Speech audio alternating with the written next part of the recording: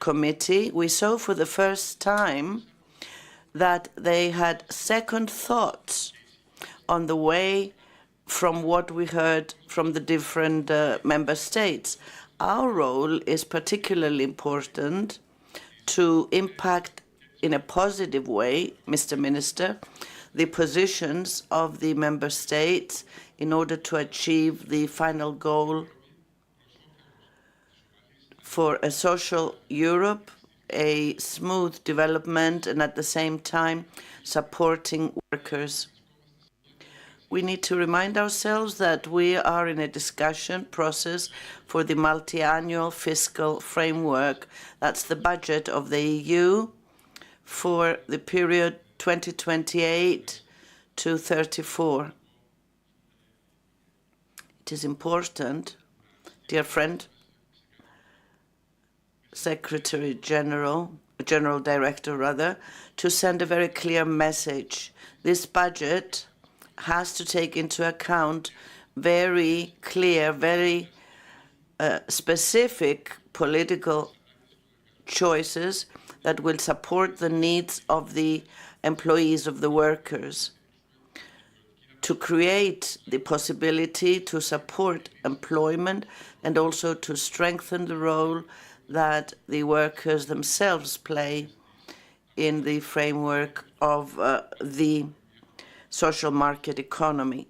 That is why, and I will repeat, that our role as representatives of the workers in one of the more significant institutions of the EU becomes even more important and shows the need to strengthen and support the trade unions in the effort to democratize, if you like, the labor market.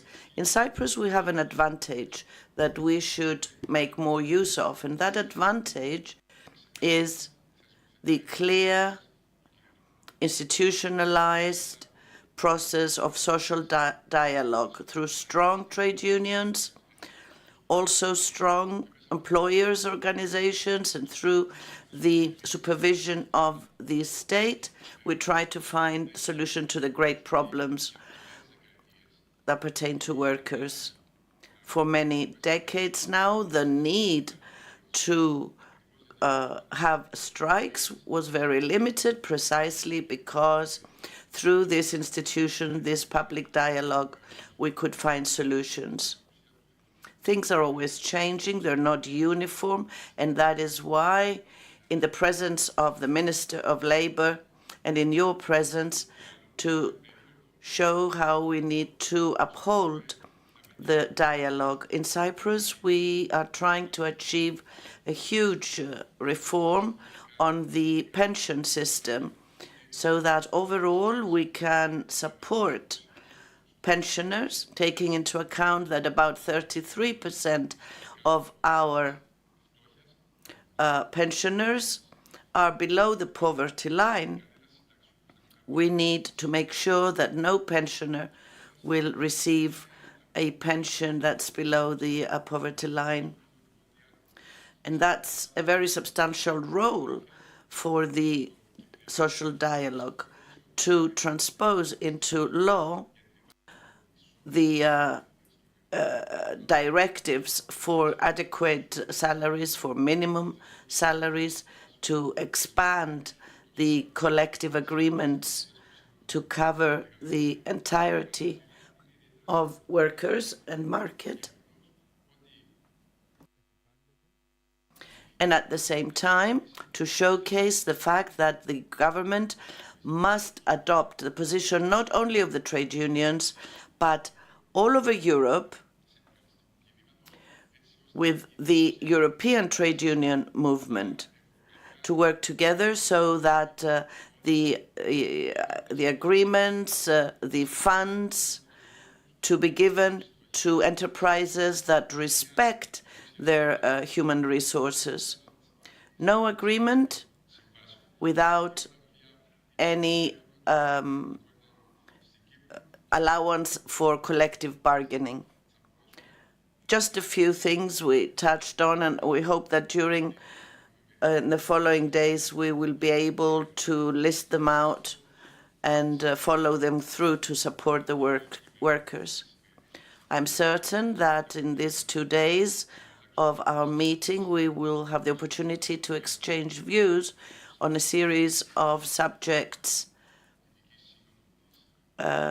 contained on our agenda for this extraordinary meeting of the Workers Group of the EESC. And this will help us kind of coordinate our way forward.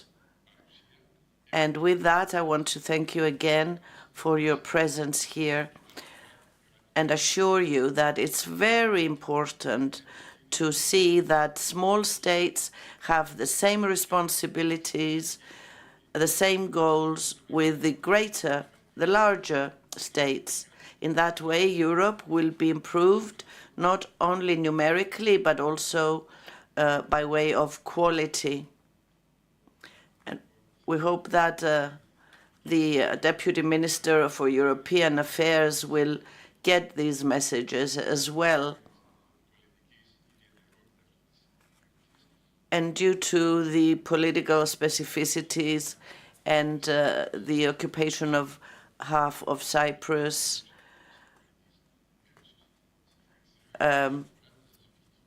what we say here will be very important.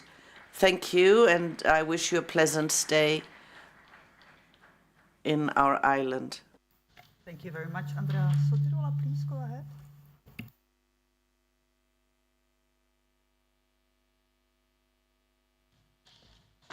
Good afternoon to everyone. Welcome to Cyprus, and I will switch to Greek also. The first thing that I would like to say is that this extraordinary workers group meeting organized in the context of the Cyprus presidency of the European Council finds our workers and societies facing challenges and problems. The outcome of these challenges and problems will play a decisive role for the future of workers. We are greatly affected as workers by the geopolitical unrest, the regional conflicts and wars that are becoming even more intense in our days, with dramatic impacts for all peoples concerned, for the global and European economy, starting with the ongoing war between Ukraine and Russia, going to the genocide of the Palestinian people in Gaza, the recent US-Israel war against Iran. These are events that demonstrate, and of course, we need to consider this. They demonstrate the collapse of the security system and the principles of the international law built after the disastrous Second World War. They also demonstrate that those who are paying the price for these decisions and policies are, at the end of the day, the workers and everyday people, because we are the ones paying for the increased cost of energy. We are the ones who see our standard of living being undermined because of everything being more expensive. These are valuable financial resources that belong to society and should be used for social purposes, education, health, housing, rather than spending billions on arms and weapons. As trade union organizations, it is our responsibility to defend international law and human rights. For Cypriot employees and workers, this is not just a slogan. This has to do with the fact that as Cypriot workers, we rely on the principles of international law in order to resolve our political problem and reunite our country. Another important issue that is a matter of survival, quality of life and prospect for workers are the struggles at national and European level for adequate wages, for dignified work and for labor rights for everyone. Everybody admits that we are experiencing ongoing crises, financial crisis, the health crisis, the crisis of the cost of life, and it is the workers who are paying the price of all these crises that deepen financial and social inequalities. The European social model, which used to be the key component for stability and dignity amongst the peoples of Europe, has been undermined by the policies of deregulation, privatization, and flexibility. The main feeling today amongst employees is that despite the fact that they work and contribute to what we call economic growth, what they take from this economic growth is not what is proportionate for them. And it is this feeling of despair, social and economic marginalization that fascism and extreme right are taking advantage of across Europe to promote hatred, racism, and xenophobia. There is therefore the need to leave behind the policies of neoliberalism, to re-regulate labor, to reintroduce collective agreements as a key component for determining wages and terms of employment. We need to restructure the social state and redefine the role of the state as a pillar for growth. And these are the key pillars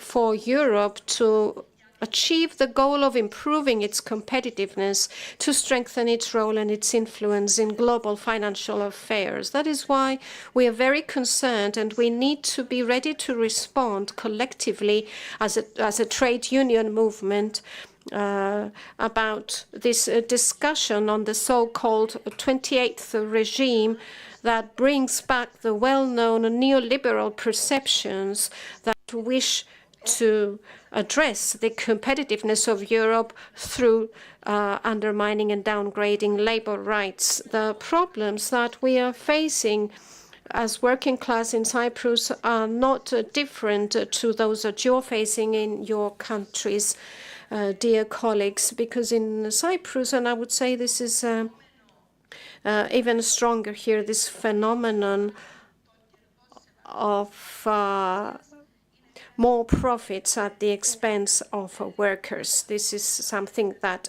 is happening in practice. A recent report of the European Commission has shown that the upper 10% of income earners in Cyprus have increased their wealth by 13% and currently hold 67% of the total wealth of the island. My colleague has mentioned certain some information on the trade union movement of Cyprus. I want to say that we are at a turning point. We are now expecting the government to submit a bill that will transpose the directive of the EU for dignified and minimum wages. And this bill of law will be decisive for us in terms of supporting collective bargaining and collective agreements, taking into account if what is happening in that regard. This is a decisive moment because we're also discussing the pension reform. Our goal is to address low pension and poverty amongst pensioners. In the upcoming period, we are claiming a fairer tax system in Cyprus that will support through a comprehensive social policy and especially a socially oriented housing policy, those groups of the population that are currently in need, especially with regard to the housing crisis. It is an issue here in Cyprus as well. I would like to conclude, dear colleagues, by underlining that the EESC Workers Group, through its action, through its work, through the initiatives it takes, is an important partner in our effort to address all the new challenges that workers are facing today. And I would like to conclude by saying that for us it is certain that the progress and prosperity of Europe need substantial measures and policies that will create the framework for a more fair allocation of resources, for more socially oriented budgets. And that is why the discussion on the MFF will be decisive. This presupposes measures that will promote social justice. In that direction, we are ready to meet with our colleagues in Europe and join our voice for the progress and prosperity of workers. Thank you very much. Welcome to Cyprus. Thank you very much, Sotiroula. The challenges, how we are identifying it. It would be lovely to hear some reactions of yours, also in view of the Cypriot presidency, because you are now in the spotlight in a number of the issues we have mentioned. So the floor is yours, and thank you.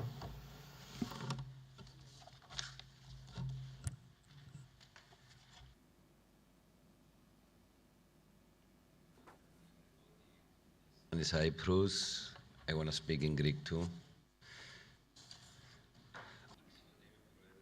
Honorable President of the Workers Group of the EESC, members of the group, the working group, Secretary General of SEC, of PEO, of the Cyprus Secretariat for the Presidency, representatives of the trade unions and social partners, ladies and gentlemen, I'm very happy to welcome you here to Cyprus, to the Extraordinary Workers Group meeting of the EESC. It's an honor for us to host this meeting with the presence of representatives of the workers from all over Europe here in the SEC facilities, a very historic social partner at this period where Cyprus has the presidency. Allow me to start with the slogan that says, "A independent union open to the world. Health and autonomy of Europe can be built and is based on its people. A Europe to be strong has to have a strong social aspect with decent salaries and with a substantial social dialogue. The European Economic and Social Committee and the Workers Group in particular is precisely the institution to guarantee that this dimension does not remain in a theory. It is the institutional bridge between European legislation and the everyday life of millions of workers.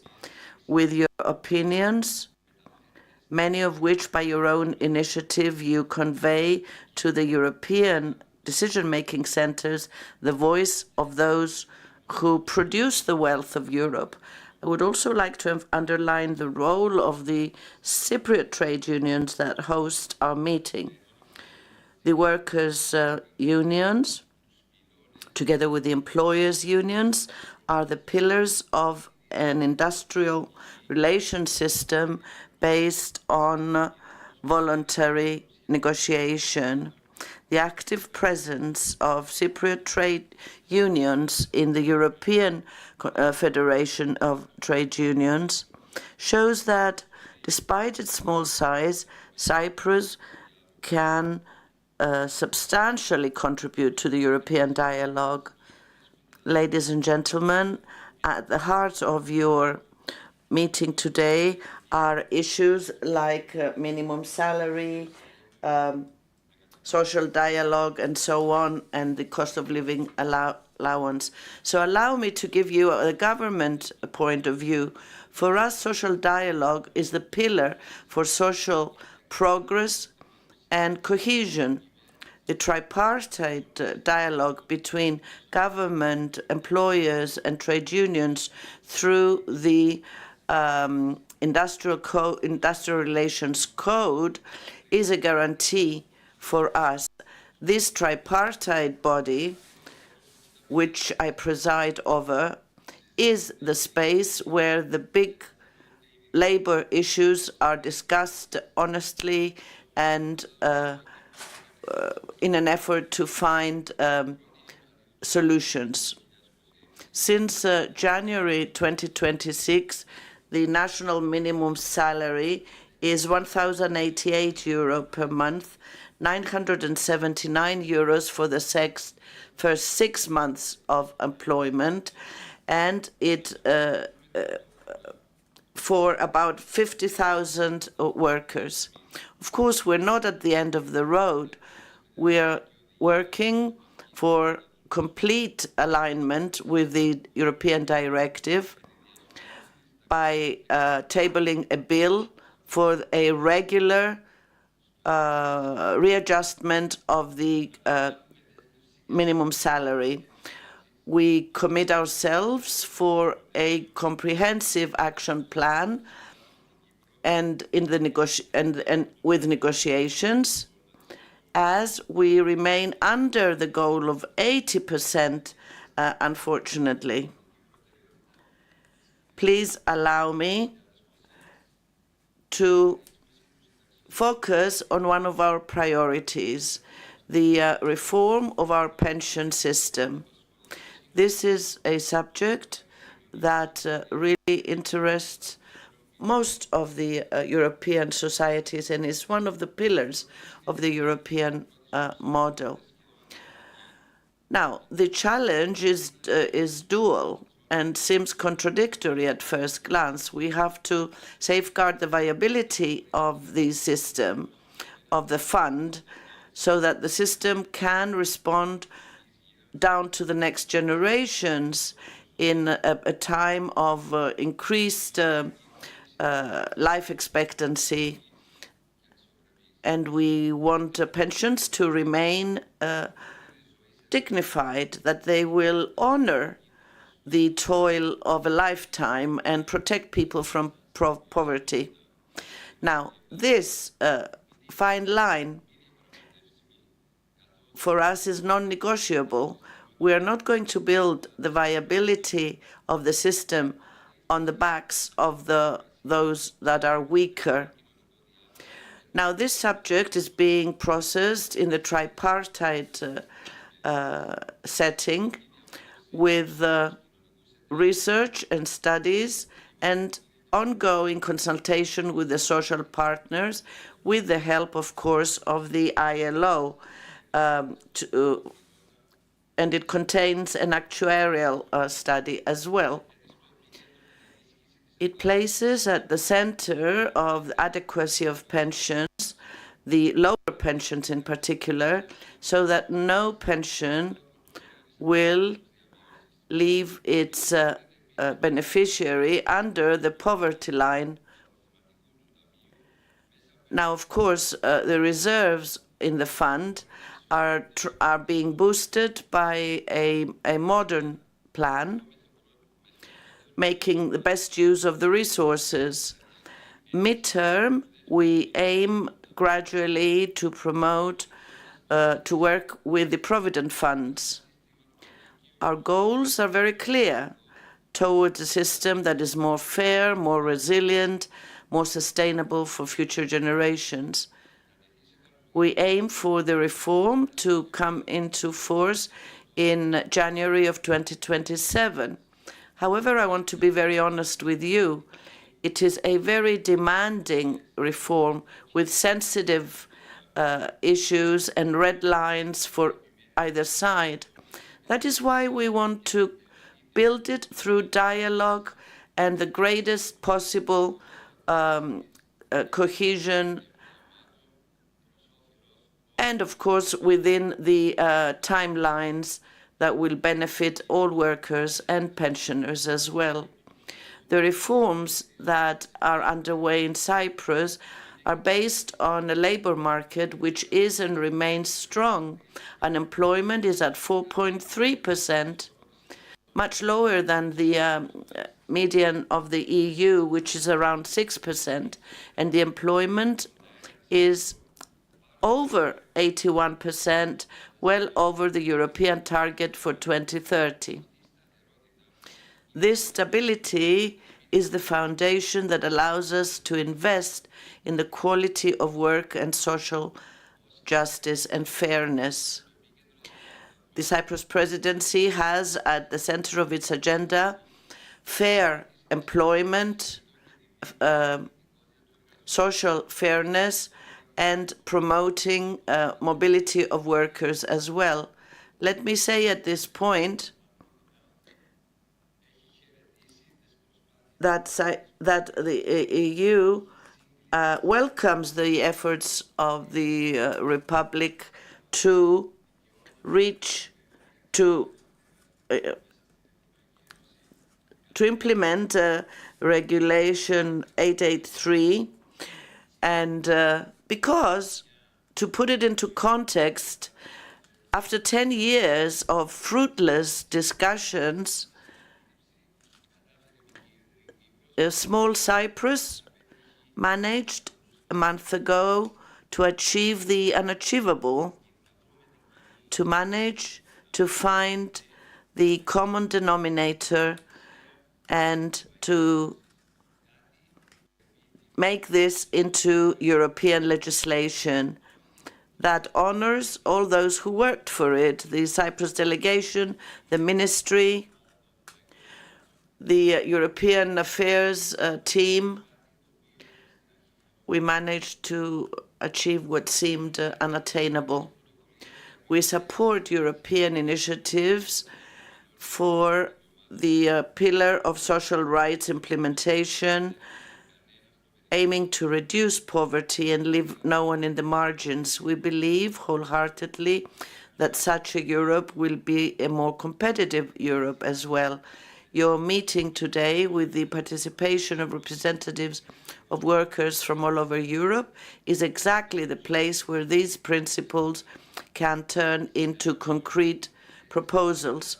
I assure you that your positions and conclusions will be paid the attention and the appreciation from the Ministry and the Republic of Cyprus. I wish you a fruitful meeting, but before I close, I want to touch on 3 points that Andreas and Sotiroula mentioned earlier.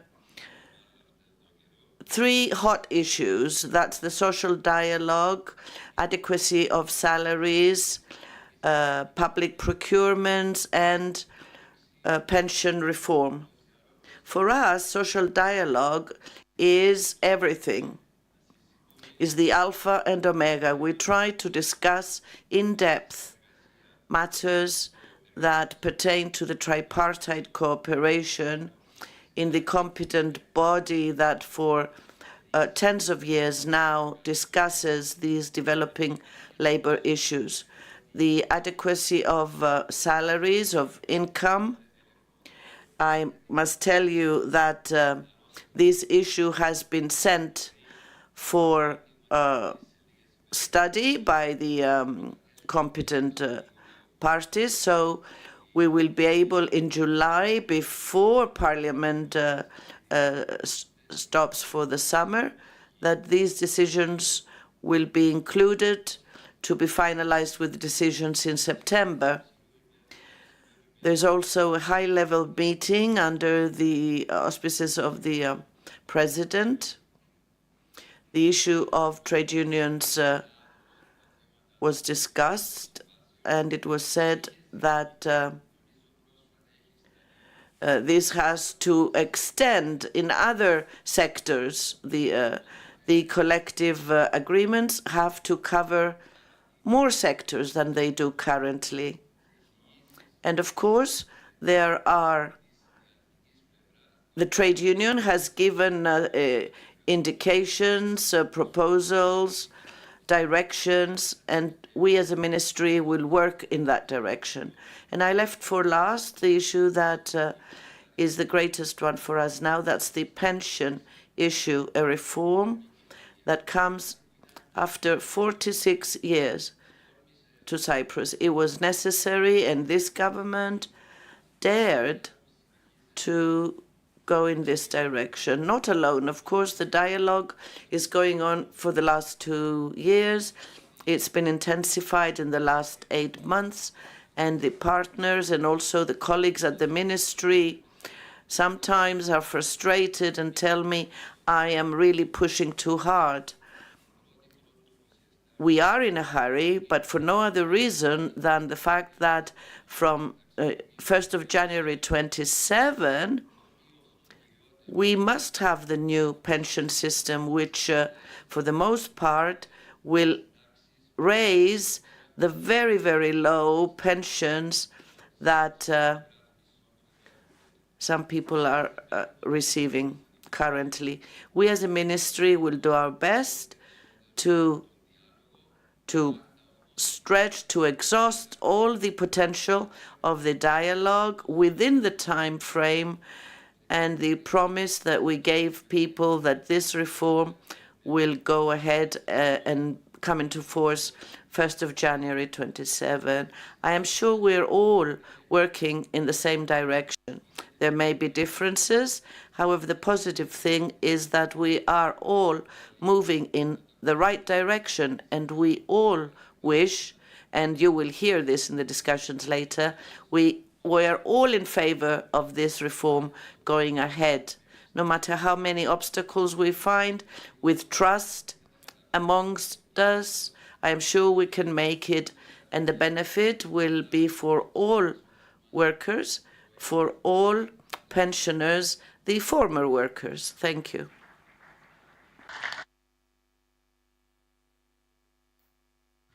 Thank you very much, Minister Mouchoutas. It's in a way amazing to see the dialogue, between the trade unions and the public administration. But I would now like to ask Director Mavromatis for his kind of evaluation of the presidency. If you might touch upon the issues that we've mentioned here, important from the trade union perspective, that would be lovely. So the floor is yours. Thank you. Thank you. Thank you very much. My intervention relates to the implementation of our priorities, as already mentioned, and will be in English. So, Honorable President of the Workers Group of the European Economic and Social Committee, Honorable Minister, Honorable Members of the Group, ladies and gentlemen. It is a great pleasure for me and an honor to address you today on behalf of the Cyprus Presidency of the Council of the EU. Deputy Minister Marina Rauna extends her sincere regrets for being unable to attend this extraordinary meeting. She conveys her deepest appreciation for the important work of the committee and for the close and constructive cooperation between the committee and the Cyprus Presidency. The European Economic and Social Committee plays a vital role in the European institutional framework by ensuring that the voices of organized social partners and civil society are heard in the EU decision-making process. Through its advisory role, the committee contributes significantly to shaping balanced, inclusive, and forward-looking European policies while strengthening democratic participation and dialogue across the Union. Within this important framework, the contribution of the Workers Group is particularly valuable. At a time of significant economic, social, and geopolitical challenges, your work remains essential in promoting social dialogue, safeguarding fair working conditions, strengthening social cohesion, and advancing a more inclusive, fair, and resilient Europe. You can rest assured that the Cyprus Presidency highly values your contribution and remains committed to maintaining a close and constructive dialogue with you. In this regard, also allow me to express our sincere appreciation for the meaningful input of the committee through the preparation of 13 opinions during our presidency. These opinions have provided important expertise, constructive recommendations, and useful insights to our work across a broad range of policy areas, further reinforcing the role of organized social partners and civil society in shaping effective and people-centered European policies. As we have already entered the last month of the Cyprus Presidency at the helm of the Council of the European Union, we are now able to speak of tangible, measurable, and substantive results. These achievements are the outcome of intensive preparatory work over the past 2 years, as well as the effective and coordinated exercise of our institutional role, guided by a spirit of constructive engagement, dialogue, and cooperation. At the same time, our ability to demonstrate the necessary flexibility in response to evolving international and regional development has proven crucial to the consensus-building approach pursued by our presidency, enabling us to respond effectively to emerging challenges while maintaining unity and common purpose along the member states.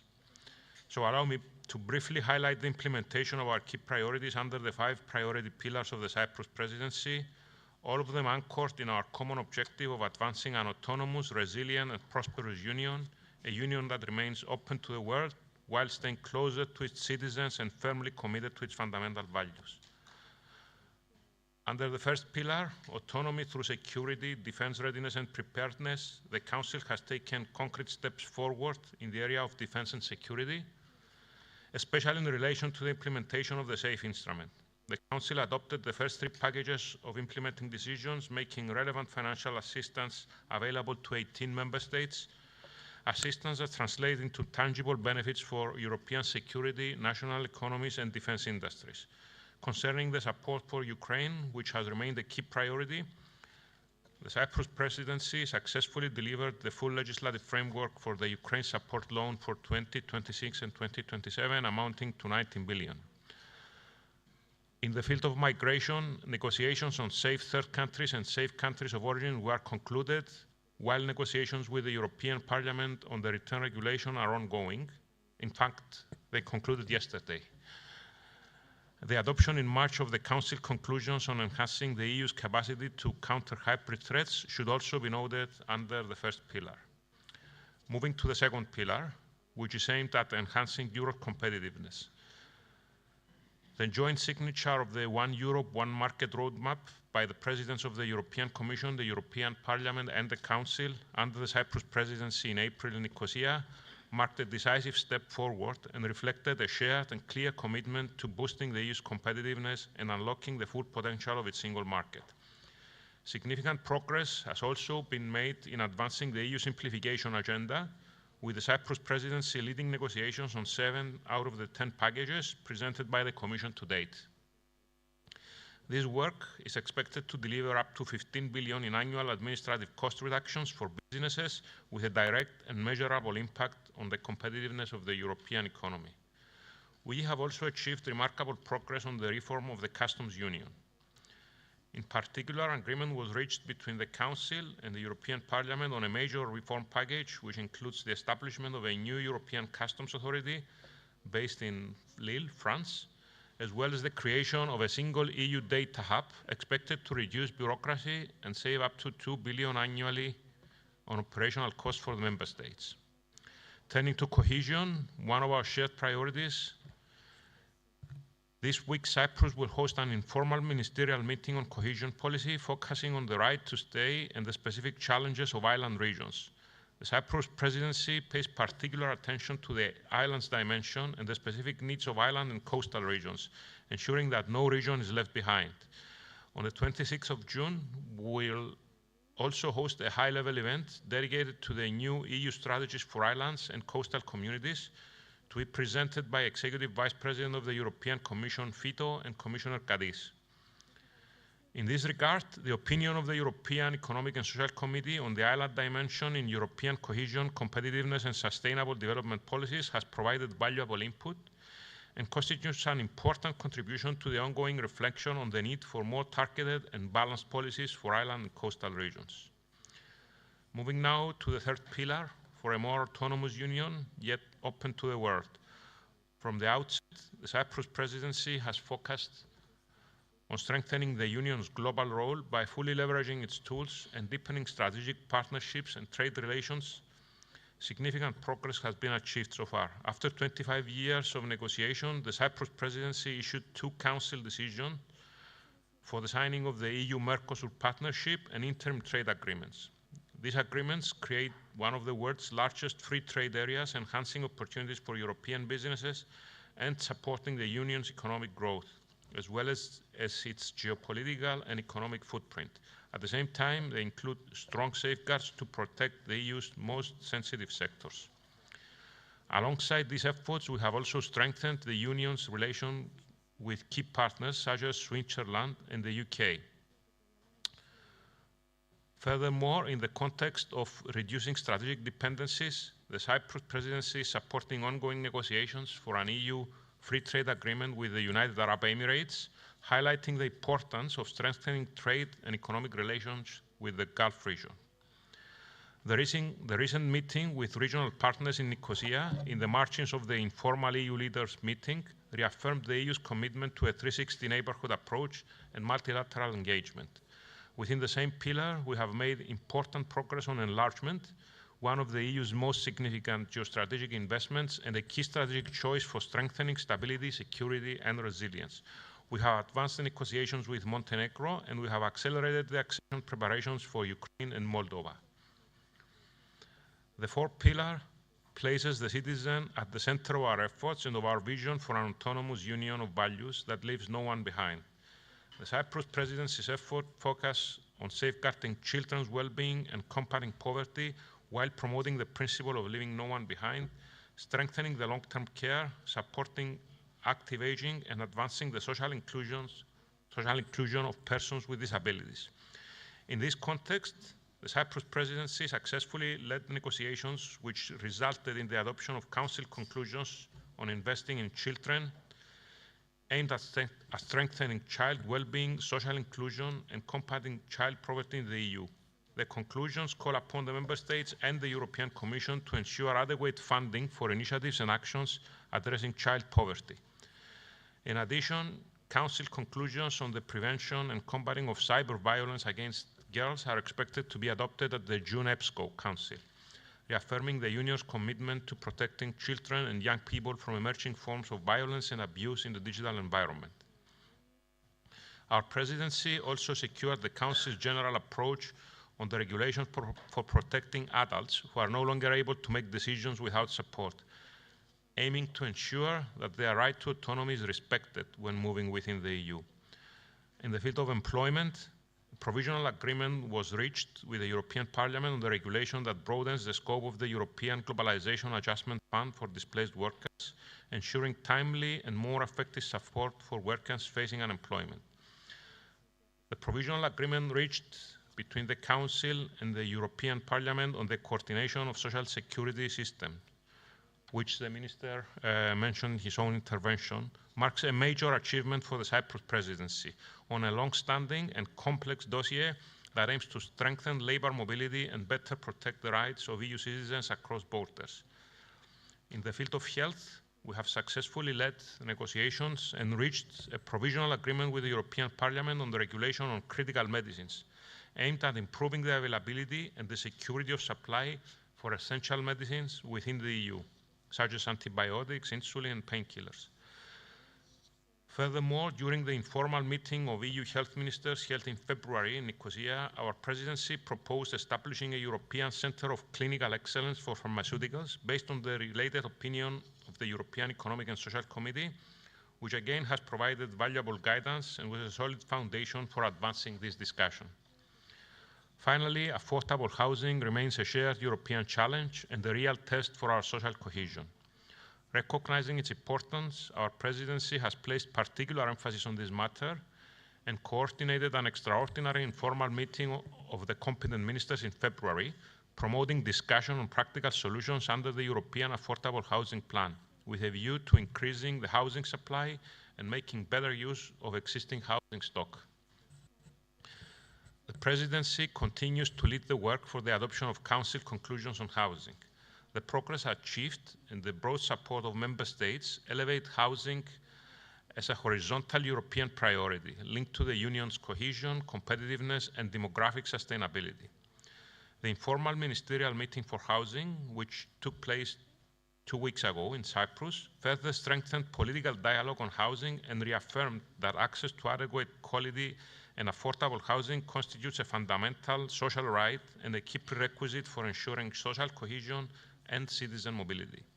In this regard, again, allow me to express my sincere appreciation for the European Economic and Social Committee's important opinion on affordable and sustainable housing, which represents a valuable contribution to the ongoing European discussion on addressing housing challenges and promoting social, inclusive and sustainable housing policies across the Union.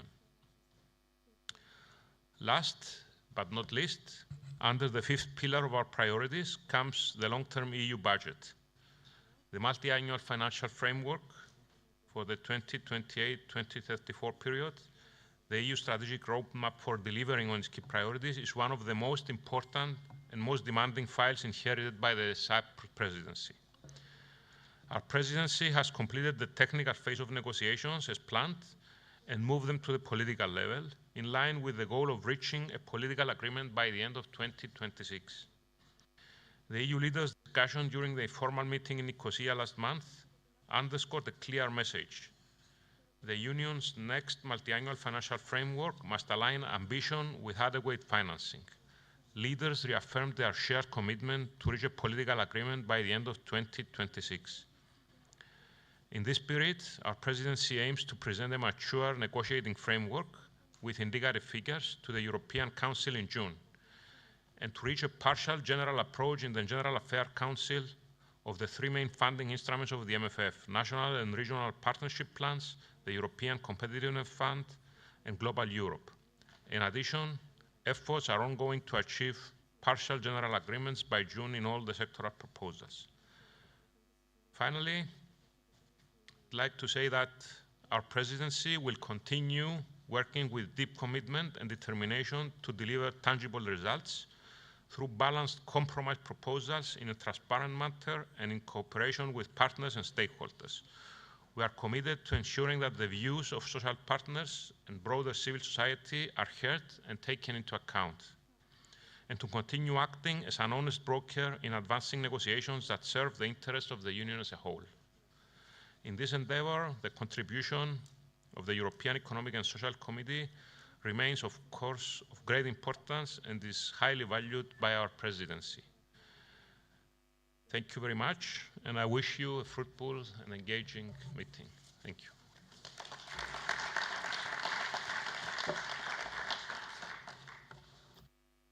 Thank also for helping us to set the scene for our following debates. So we have heard the challenges mentioned by the trade unions. We have heard the Minister of Labour responding to some of this, but also mentioning some of the challenges from his point of view. And we have heard about almost final, not final yet, evaluation of the Cypriot presidency, which for us is going to be a perfect framework for the debates on the labor market developments, on the cost of living allowance, social dialogue, minimum wage here, and for tomorrow's debates as well. So let me thank all the speakers for the moment. We are now having, let us make it shorter, something like 20 minutes break, so that we can start with the panel after the break. Thank you very much.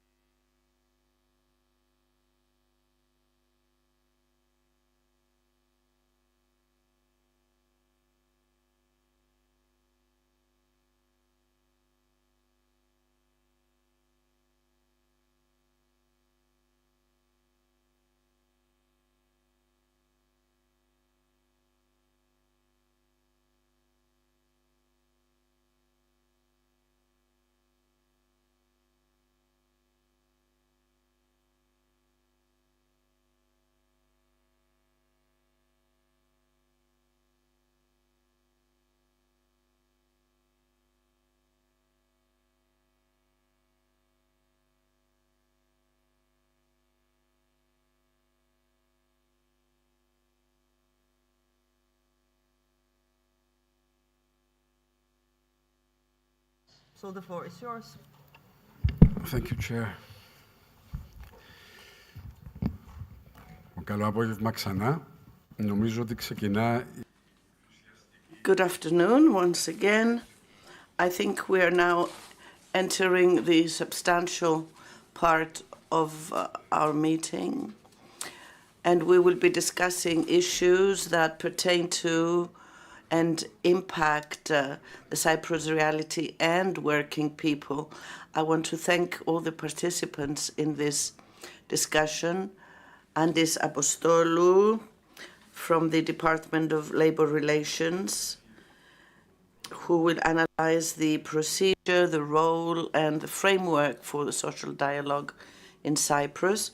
Mr. Sofronis Vikis and Mrs. Eleni Chaperi, senior officers at the Cyprus Statistical Service of the Ministry of Finance, who will talk to us on the philosophy and the mode of calculating the cost of living allowance in Cyprus. This is an institution that has its own significance and weight, and for which many struggles have been fought by the trade union movement to protect the institution and also to return it to its full scope after insistence of the Troika during the financial crisis to do away with cost of living allowance. And finally, we have Mr. Himonas, Permanent Secretary of the Ministry of Labour and Social Insurance, who will talk to us about a minimum wage system in Cyprus of recent years. And there are some points on that that would be good for us to discuss today. Thank you all for your presence and contribution to the success of the proceedings of this day's meeting. And I will give the floor, according to our program, to Mr. Andis Apostolou on the subject of social dialogue. And the minister, who is not with us now for a discussion on the subject, did touch on this before. It is important, and it does give, if you like, the defining points for social dialogue, describing it as a pillar for peace. And peace is a prerequisite not just for labor relations, but for our daily lives.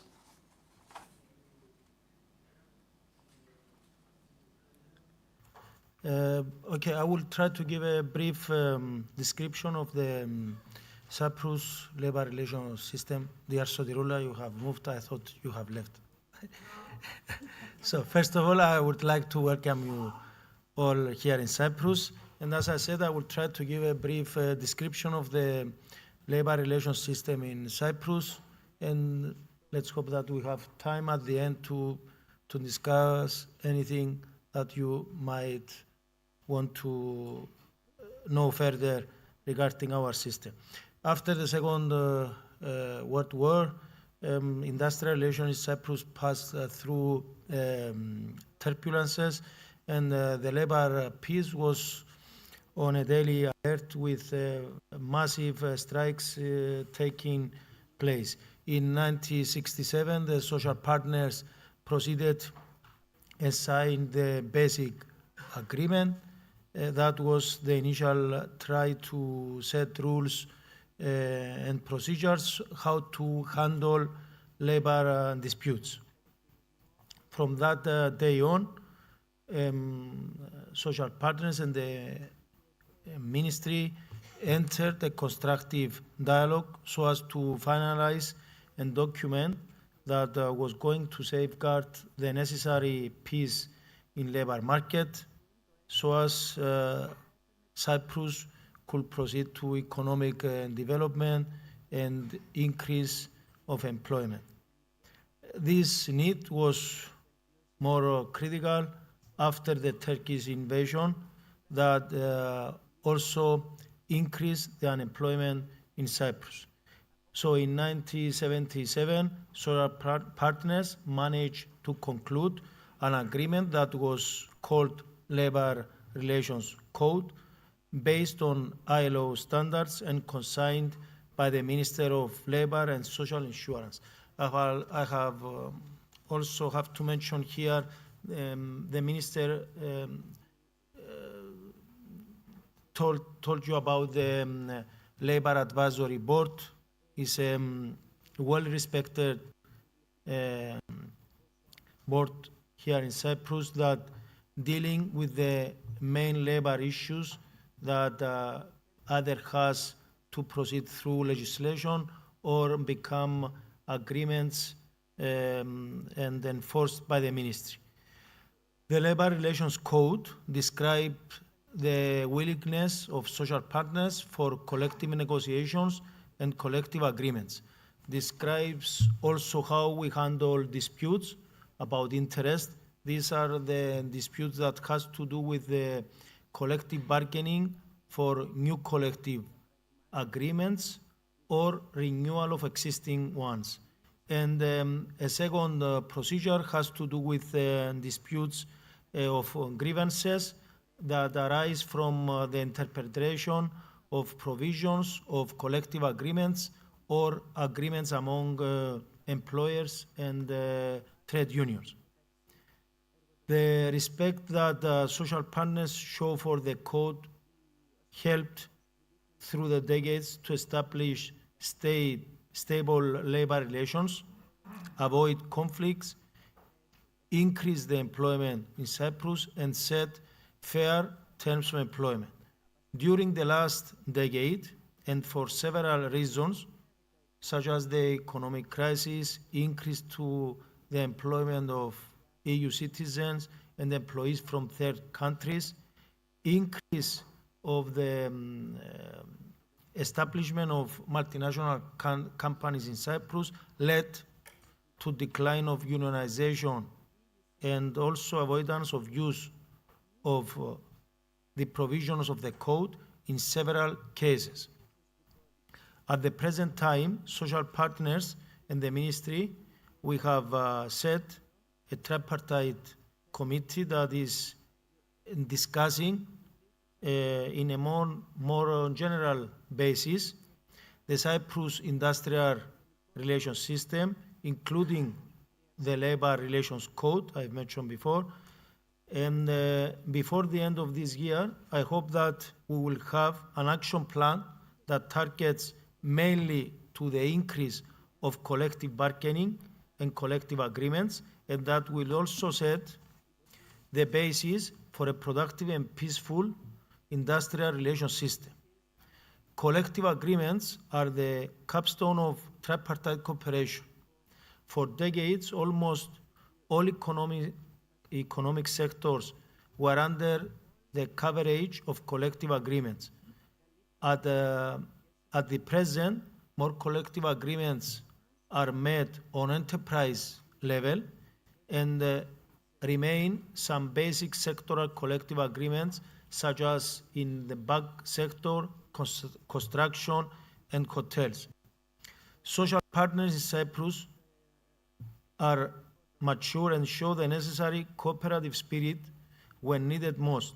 In 1974, when the need for the reduction of labor costs in private and public sector, they managed to have an agreement on this. In 2013, because of the crisis in the banking sector and the economic crisis in Cyprus, social partners proceeded with agreements that safeguarded the minimum employment losses.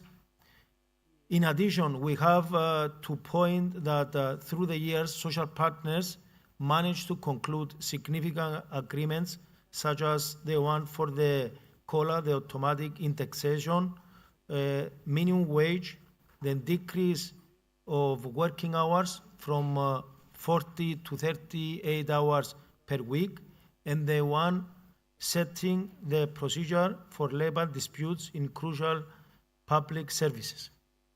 In conclusion, I'm confident that social partners in Cyprus, because of their background, will find a way through constructive, groundbreaking agreements and manage to set the road for industrial relations in Cyprus for future decades. Thank you very much.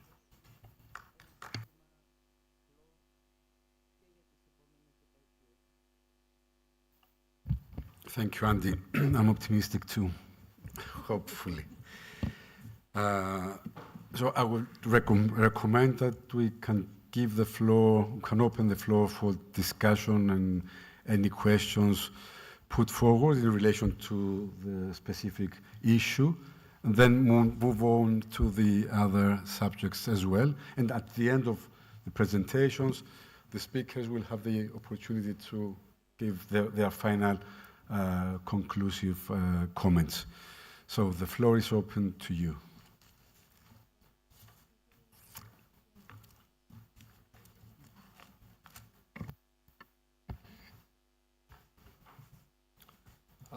Good afternoon. My name is Thomas. I'm a member from Sweden. I want to thank you to the hosts for hosting us, but also a great thank you to Andis, who presented gave a brief historical overview of industrial relations in Cyprus. Very interesting.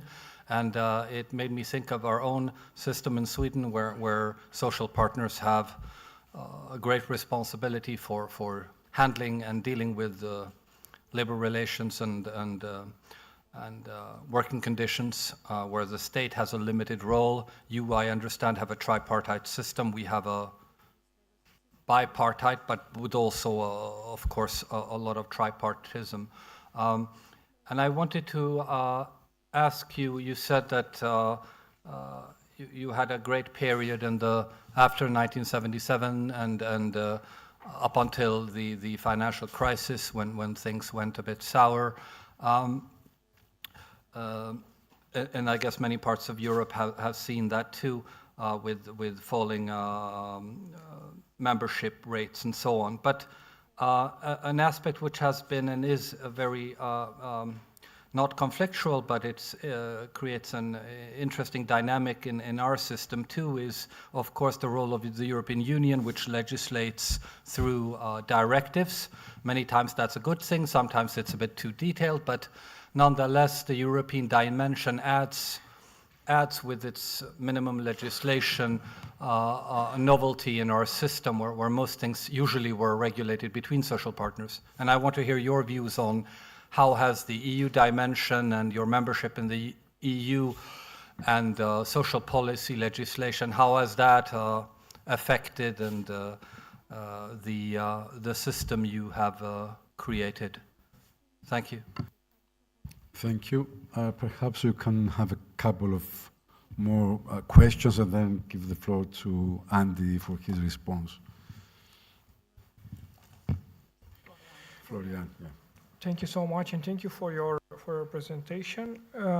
I will be very concrete and direct.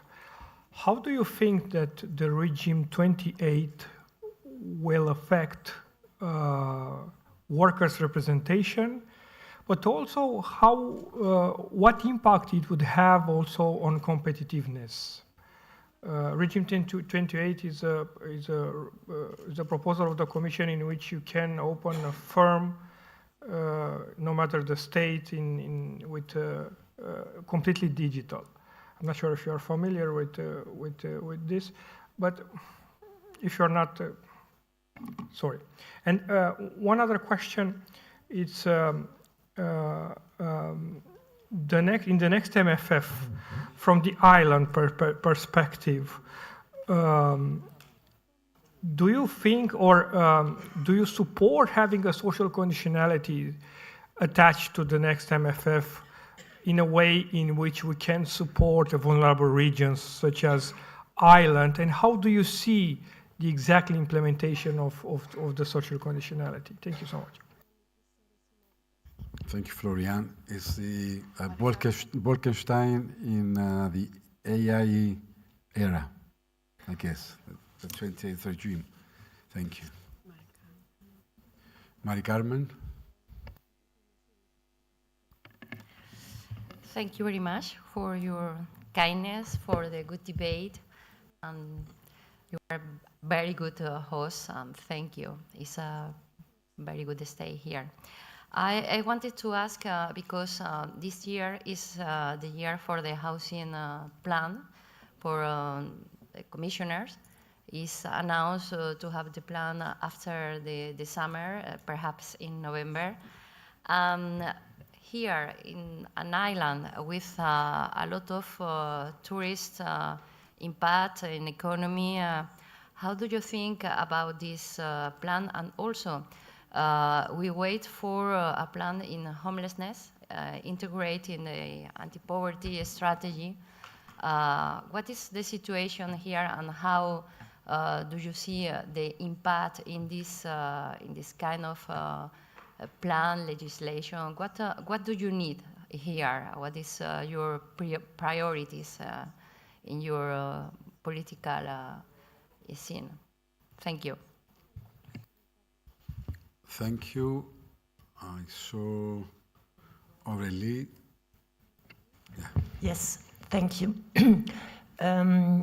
Thank you for your presentation, which was very interesting. I wanted to know how is the representativeness of the workers' representative measured here in Cyprus. Is it a question, and at what level is it measured, if it is? Thank you. Thank you, Susanna, then Dumitru. And I think we can... Okay. Thank you, Mr. President. Thank Susanna. You. But I'm here, Susanne. But I would like to ask in German, and therefore perhaps you have to use your headphones. I have two questions, to be honest. The first one, I have two questions. The first one, also auf Deutsch. So the first question relates, if I got you right, it relates to the collective agreement. And if I got you right, if I understood you correctly, so the spacious collective agreement, large scale, have receded, and there are more in-house collective agreements at company level. I would like to know about the development. I'd like to learn more. And what it means today, to make a connection to what Aurélie said, for the plan to have 80% collective agreement coverage in Cyprus. And my second question relates to migrants' employment. If you stroll about the city, just as in any other European country, you see many migrants at work. And I'd like to know what the measures of the ministry are so that they work in a secured mode, so that exploitation referred to work time and accommodation can be reduced to the best extent possible, so that they can enjoy the same working conditions as the Cypriotic employees.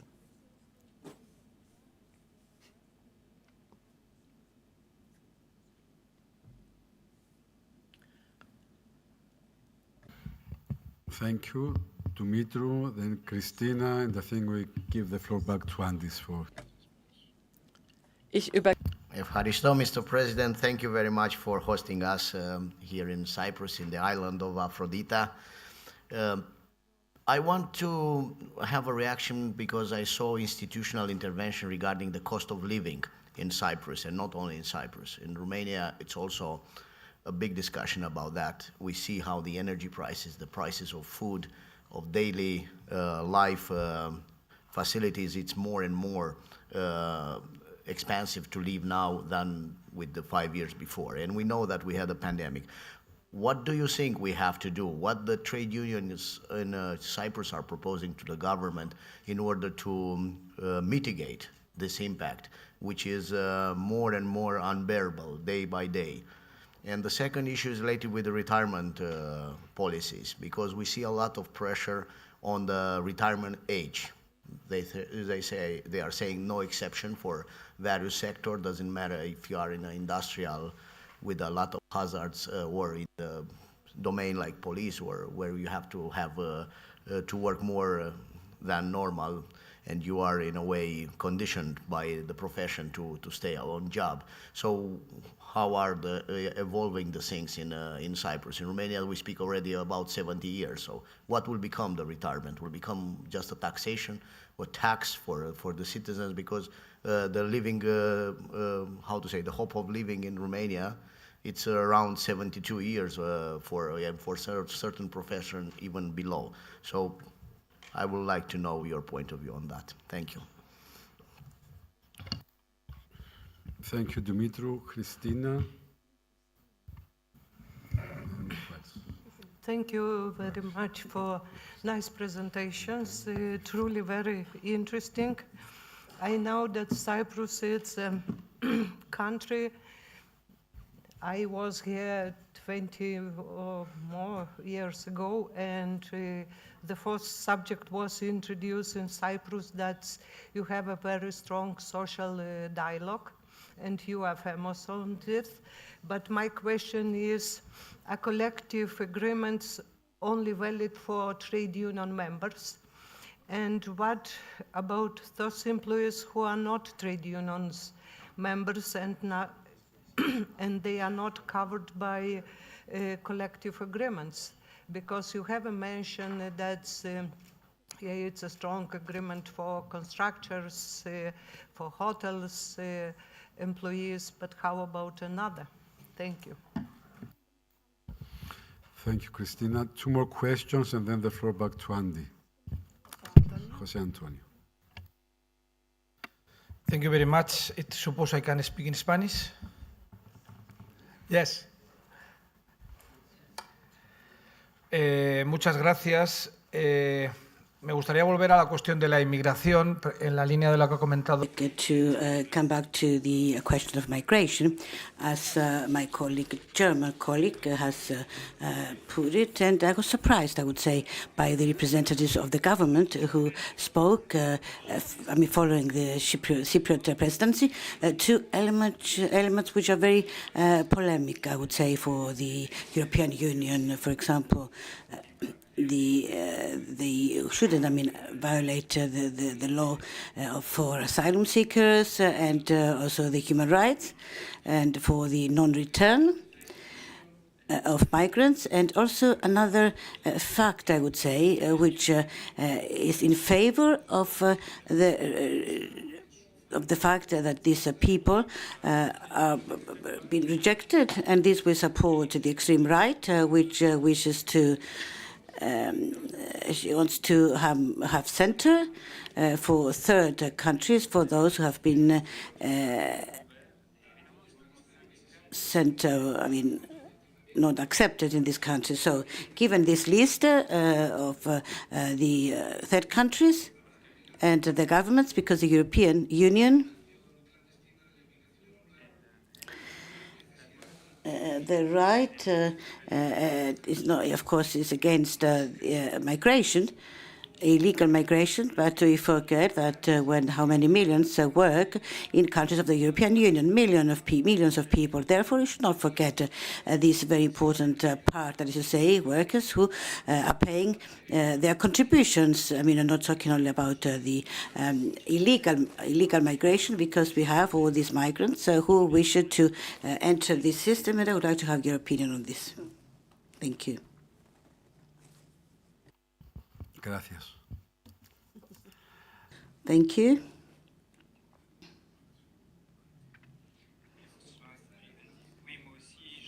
And I also would like to thank you for organizing this extraordinary meeting of the Workers Group. It is very important for us to be here in Cyprus, and given the fact that a percentage of 20% rather, they do work in large enterprises. So it's easier, let's say. So, and the collective bargaining is around 40%. Small or countries rather than big.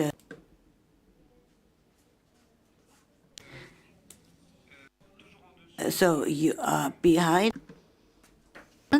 And can you please give us details on the application of the implementation of human rights. Thank you very much. So that's a very... In our everyday life in relation to dealing with industrial relations. So, Andy, the floor is yours. Thanks. Okay, thank you, Andreas. I will...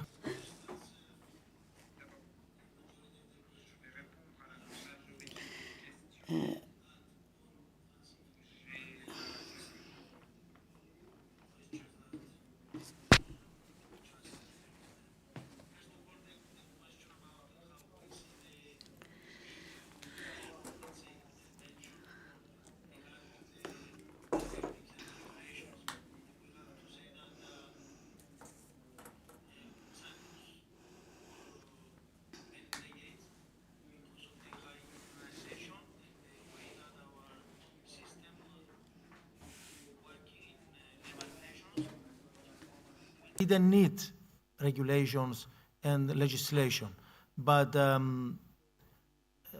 this is something that has to do with the, as I said, the majority and the fairness that the social partners have to show to each other, and not just because of the economic crisis, but as I mentioned in my presentation, because of the introduction of big numbers of EU citizens and employees from third countries, deregulated terms of employment. And that's why in the last decade, not just as legislation coming out from the EU, but also as social partners, we saw the need and then demands mainly on behalf of the trade unions to regulate some sectors. In 2020, we proceeded with the legislation so as to cover basic terms of employment in the construction sector that is considered to be a strong unionized sector, but still we have to proceed, and I believe that it was a right move on behalf of the social partners to proceed with the regulation in this sector, as I said, with basic terms of employment. So as an answer to your question, I could say that I'm in favor of regulation, but I believe strongly, first of all, that the social partners, the employees and the employers have to try and find solutions to regulate the labor market and the terms of employment, and then the member states and the EU try to regulate more. About the unionization, we have to say that we've passed as many EU countries from 90% of unionization in some decades ago. Then we have a steady decline, and right now it is measured close to 40%. I'm talking about the private and the semi-government sector. How we enforce, if I understood right the question, how we enforce the directive of minimum wage, as the minister mentioned in before, we have proceeded with a new law that will help us enforce the directive.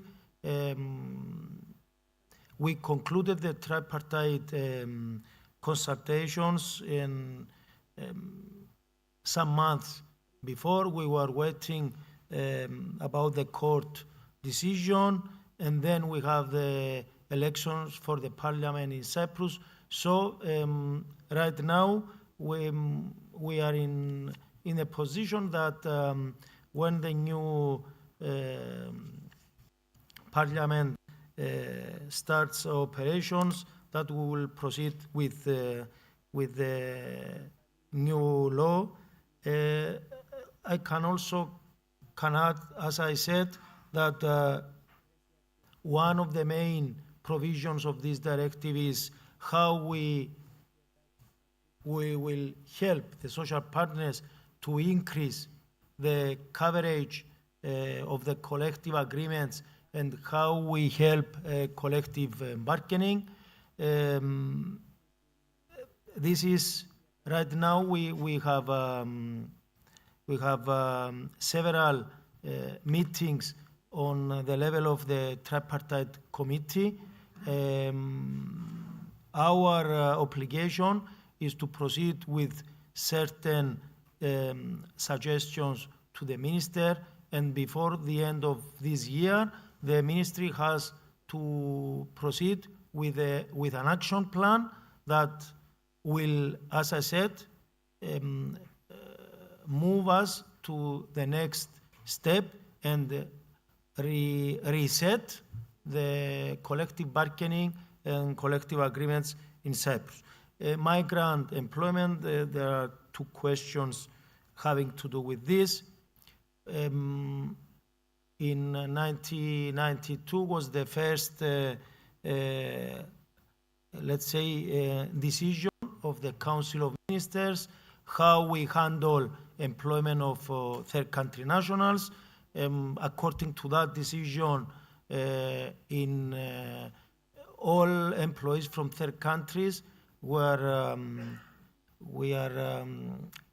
have to receive the same terms of employment as Cypriot employees, and in those days we have more than 13 different sectoral agreements.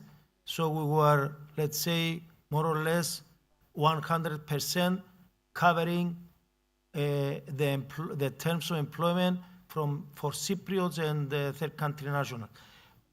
Moving forward, we have a shift, I mentioned it in my presentation, from sectoral collective agreements to enterprise level collective agreements. This also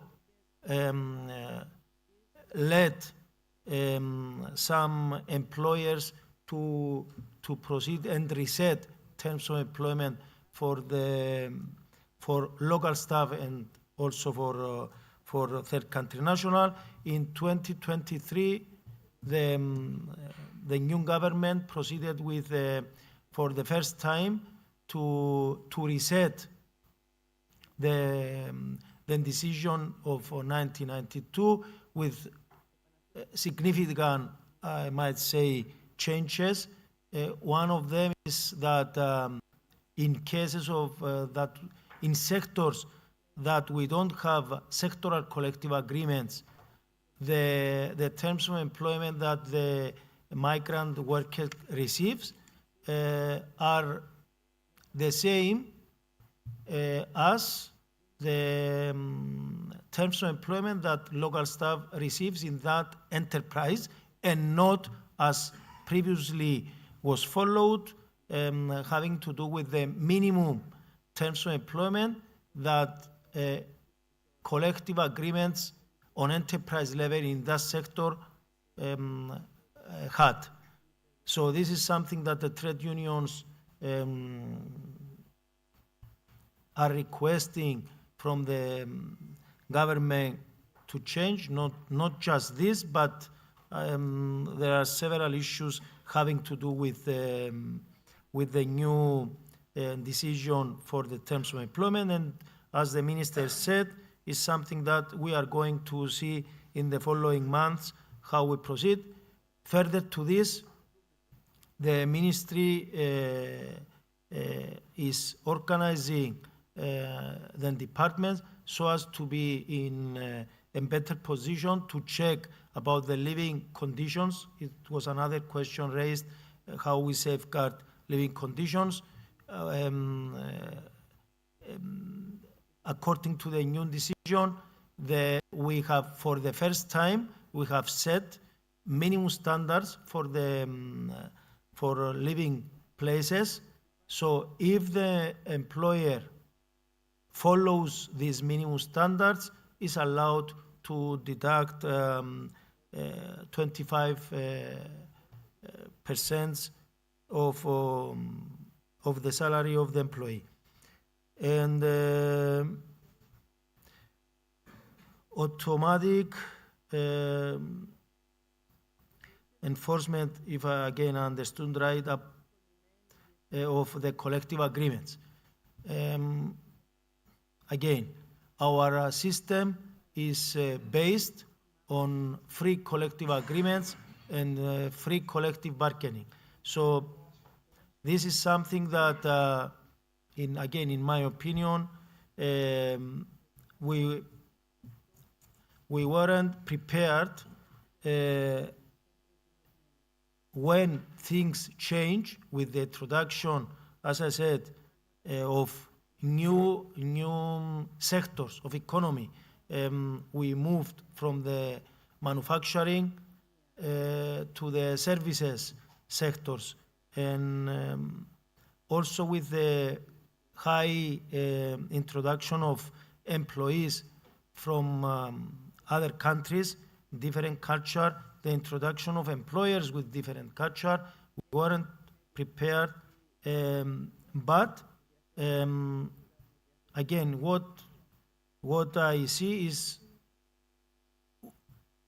even now we are trying to see what is going wrong, and I'm sure that I have already mentioned it in my presentation that in the following year we will be obliged, and on the other hand, we will be in a position to reset the labor relations in Cyprus, and because this is the way that things has to do, we cannot come back to periods that the employees will be forced to be on a daily strike to receive the fair and agreed terms of employment. And this has to do with sectors that, even though we have collective agreements, there are companies in these sectors that don't enforce or follow the terms of employment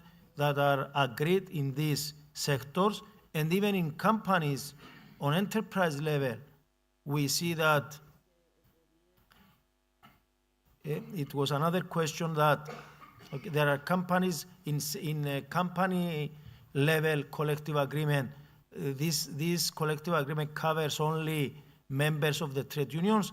According to the provision of the collective agreements, no. The collective agreement covers 90% of the collective agreements. This is what they mentioned. They cover the total number of the employees.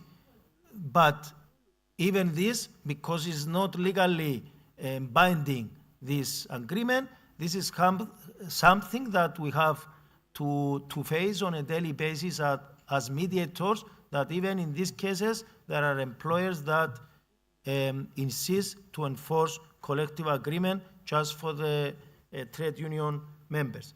Retirement age, again, this is has to do with the different systems in our member states, and how we can safeguard that pensions on a reasonable level will be set so as not to need to change the retirement age. What I have to mention here is, I remember 30 years ago, it was one of the major provisions in many collective agreements to set retirement age lower than the legally retirement age. And even this has also changed, and nowadays the majority of the collective agreements in Cyprus, even these collective agreements, has set the retirement age as the retirement age that is described in the social insurance law. Asylum seekers, third country nationals, this is connected in Cyprus, I will dare to say.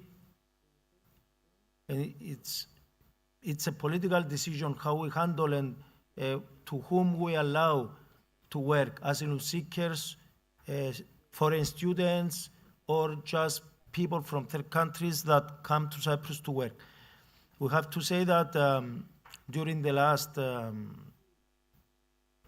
15 years, Mrs. Haralambu was the minister in those days. Was the first time in 2009 that the Ministry of Labour proceeded with the reorganization of inspection services in the ministry so as to tackle undeclared work. In those days, in 2009, we were calculating 27% of undeclared work in Cyprus, and 1 out of 2 EU citizens was considered to be undeclared to social insurance fund.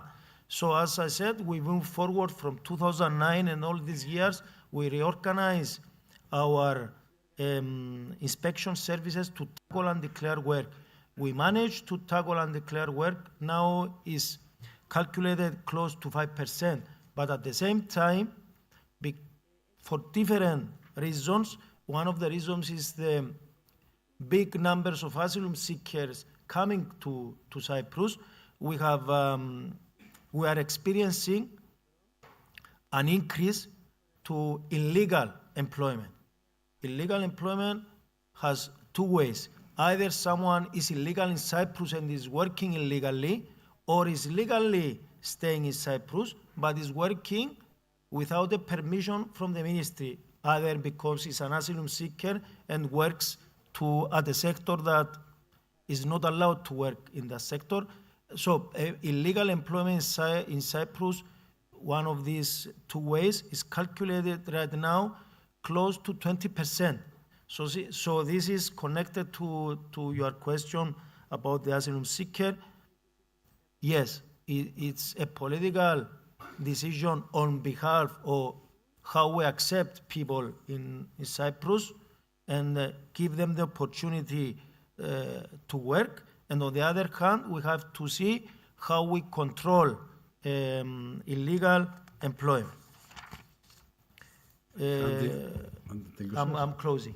Okay, because we are running out of time. Yes, okay. So regarding the question about the AI and the 2028, and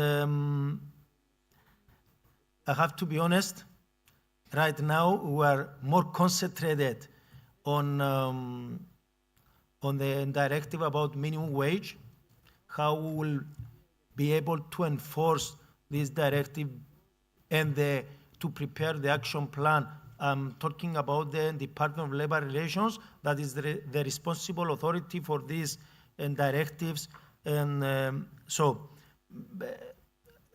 we are informed about the initiatives and the discussions on the EU level, but it is not our priority right now. I think I touched most of the questions. If not, I will be at your disposal after we finish. Thank you very much. Tomorrow afternoon. Thank you, Andy. Θα μπορούσαμε να μιλήσουμε για πολλές ώρες.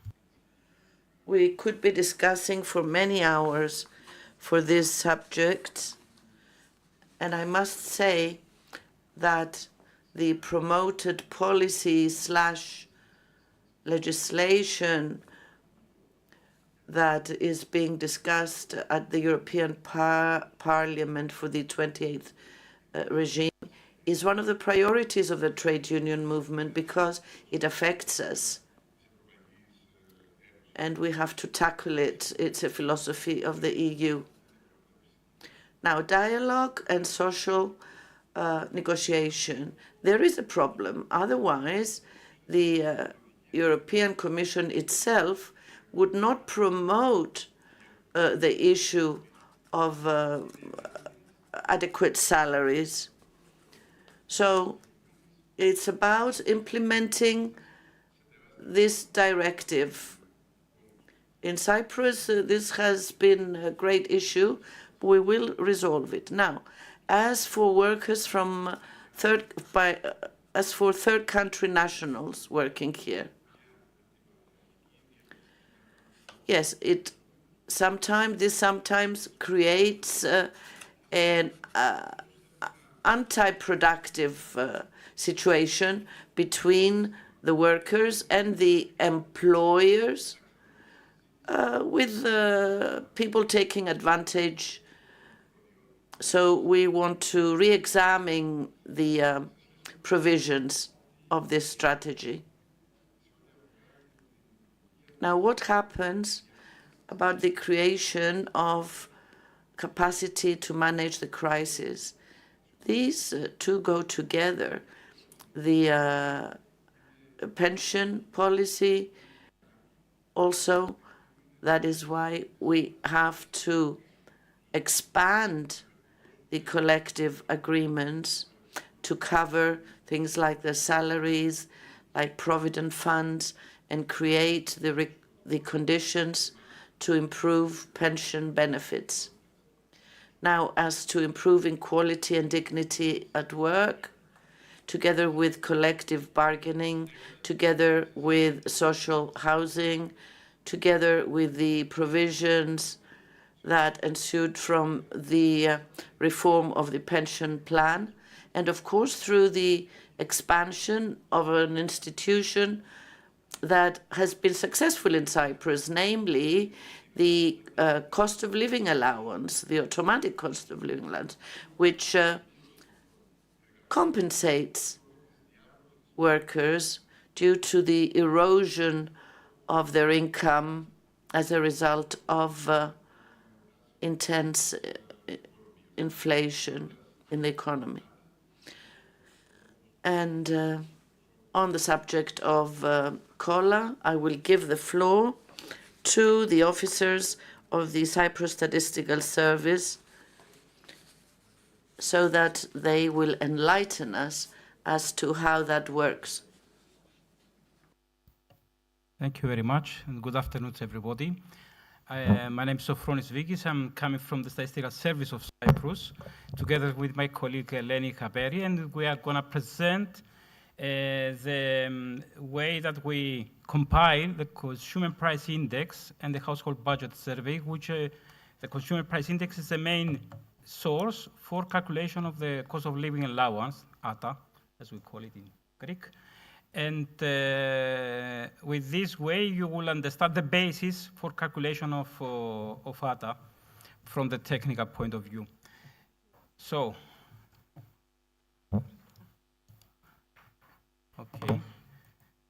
So the Consumer Price Index measures the changes over time in the average prices of consumer goods and services consumed by households in Cyprus.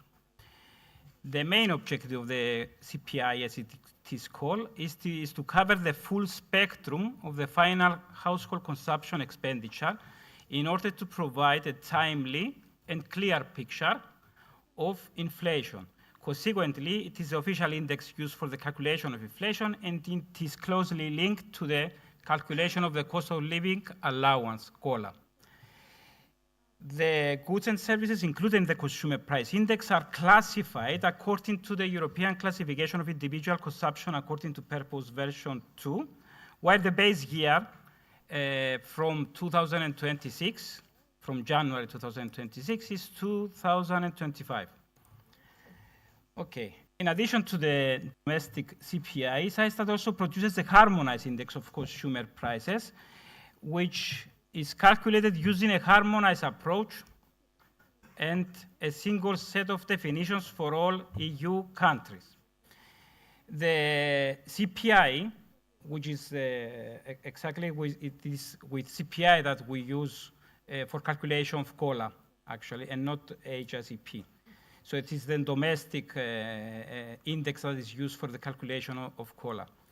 The main differences between the two indices are,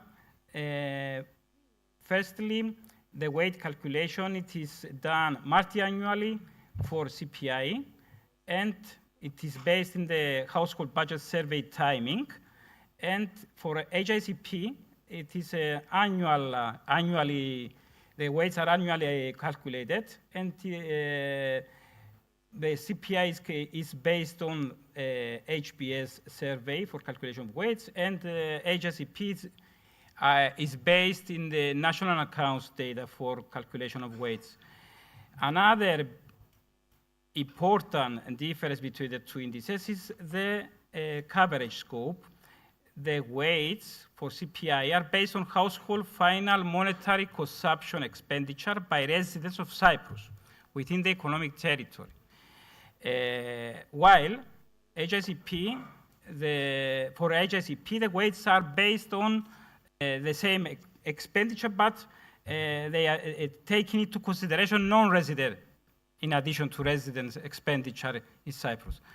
This is one important aspect. Why do we use domestic CPI for calculation of COLA and not HICP? A few words for the history of the CPI index. The first official consumer price index in Cyprus was compiled and published in 1939 and was known as cost of living index. The scope and coverage of the index at that point in time was limited. In 1950, the cost of living index was replaced by the retail sales price index before being renamed to its current consumer price index name.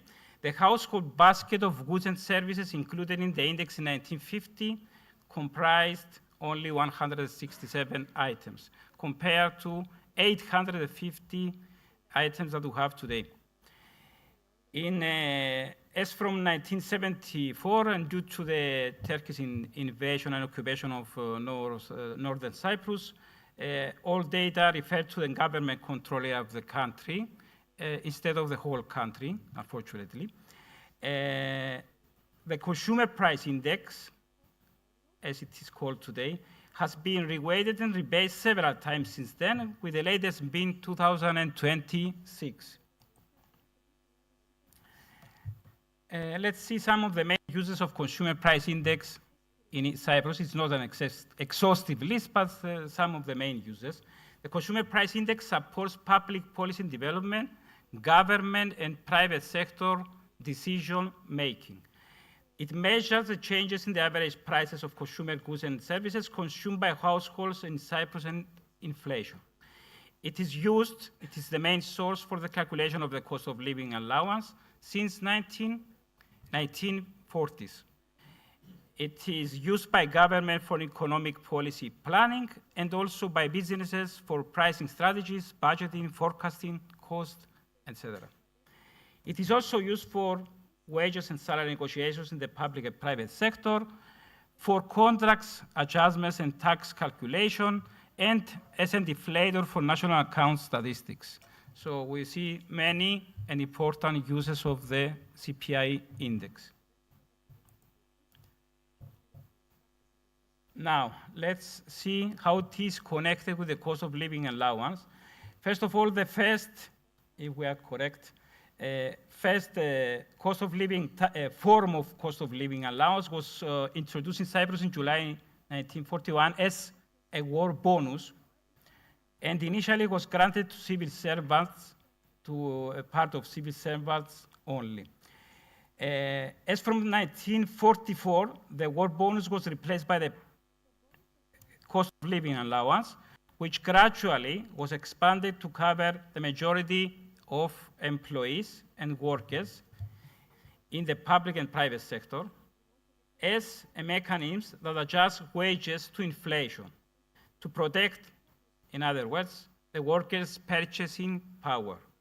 The cost of living allowance was established in Cyprus following a historic nationwide strike led by a national trade union on March 1st, 1944, which lasted for 23 days. And it was at the end successful to have this, establish this allowance. The calculation and enforcement of cost of living allowance is under the responsibility of Ministry of Finance. The CPI index, as it was already presented, excluding increases in excise duties, is used to calculate COLA. According to the latest agreement between trade unions and employers in November last year, the cost of living allowance, for cost of living allowance, they take they are taking, the Ministry of Finance, in order to calculate cost of living allowance, is taking into consideration 80% of CPI increases in prices of previous year CPI, which is inflation, excluding increases in excise duty, the effect of the increases in excise duties, and from 1st of July 2026, 90% it is will be the percentage that will be taken into consideration of the inflation of previous year, and this will last for 1 year until 1st of July up 30th of June of 2027, where 100% of inflation of last year will be taken into consideration in order to calculate COLA allowance. So there is actually a gradual restoration of the COLA allowance according to this agreement that was succeeded, this permanent, as it is called, agreement that was succeeded between trade unions and employees in the presence of government as well, and the agreement of government as well. And this is gradual restoration, which is considered a big success for the COLA allowance. So this is the annual inflation rate of Cyprus. It is presented in this graph from 1960 up to 2025. You can see the some specific points in time that we have this abnormal inflation rates, like in 1974 with 16.2 inflation rate. So from January 2026, SISTAT implemented the following main changes in the compilation of the CPI. First of all, we updated the household basket. The products and services included in this basket were updated to reflect current consumer preferences. This is a very important process. Secondly, we updated the weight coefficients. Weight coefficients were recalculated based on the latest consumption expenditure shares. Thirdly, we may have a base year shift. We changed the index base year from 2015 to 2025. And the last one, we adopted the second version of the European classification of individual consumption according to purpose. A few more words about the update of the household basket. The CPI is compiled based on the products and services included in this household basket, which are mainly derived from the household budget survey. And this is for which we will say a few more words, my colleague Eleni afterwards. The household basket was revised in order to reflect the current consumption habits of households. The new household basket, which is in application from January 2026, includes in total 850 products and services. We're talking about 130 new products and services and removal of 85 products and services. The choice of the new products and services, as well as the removal of existing products and services, was based on the annual household expenditure as recorded in the last HBS survey 2023. The next important change that will give us a few more words is the update of weight coefficient. Weight coefficient establishes the relative financial importance of each item category in the household basket based on actual average household expenditure. The update of weights was based mainly on the annual household expenditures recorded in the last HBS survey 2023. Other sources of data were also used, exploited in the compilation of weights, such as national accounts data, administrative data, etc. And here in this table, we present the 13 divisions, main categories, let's say, of the eco conversion 2 classification based on which we collect prices and we calculate the CPI index. And here we present the weight coefficients and the importance, let's say, of each category in the CPI index. And you can see that food and non-alcoholic beverage is the most important, then transport, housing, water, electricity, gas, and other fuels, and restaurant accommodation services are the most important categories in the index. So for the price collection, we have a monthly collection of prices from 1,400 stores and other business locations for goods and services. Additionally, rental prices are collected from 600 residences. The collection is carried out in urban areas of Nicosia, Limassol, Larnaca, and Paphos, so the main cities in Cyprus.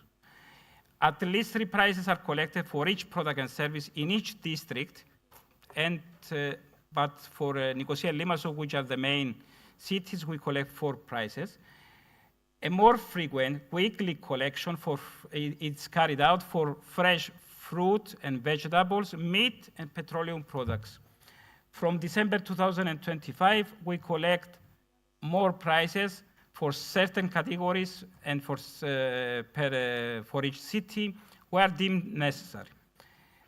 Below you can see the distribution between the districts of the weights. So there is a weight distribution for the districts, which was revised actually in January 2026, and it is based on the latest population census. The last slide.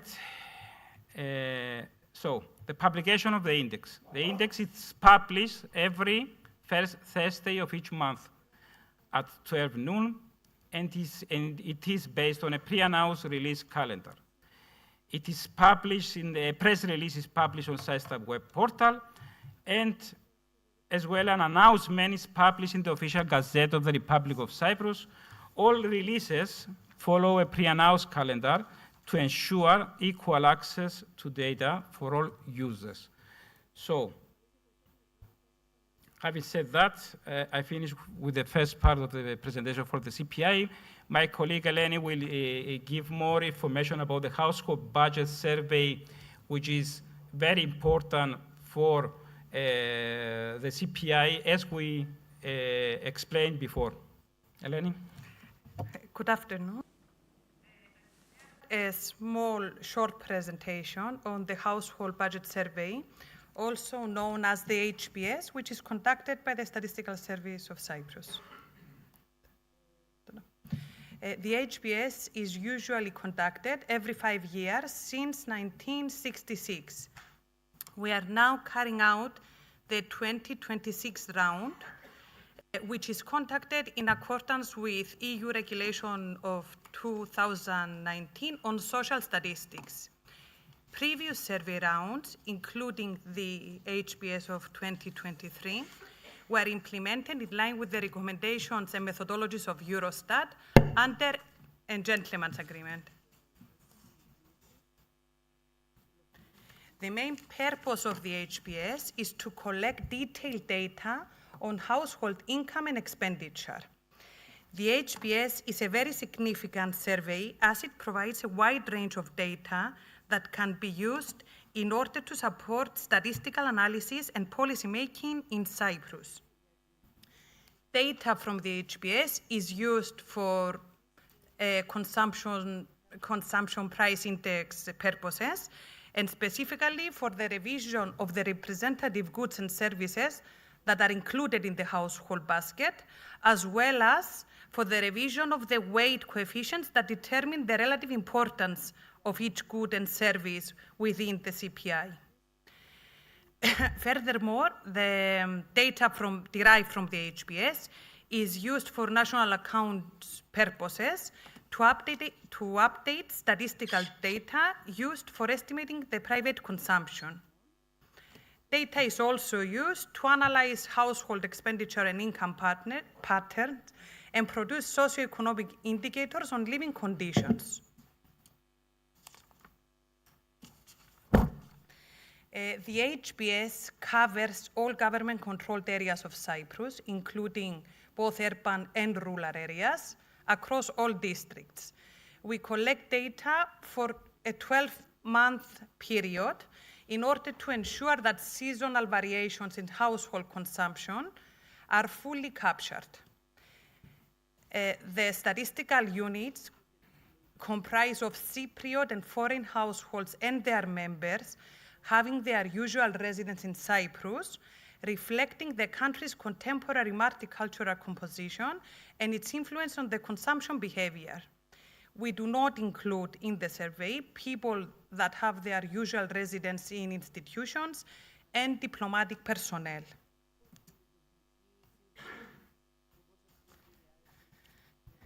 The survey sample is designed to accurately reflect the population in order to produce representative results for both urban and rural areas.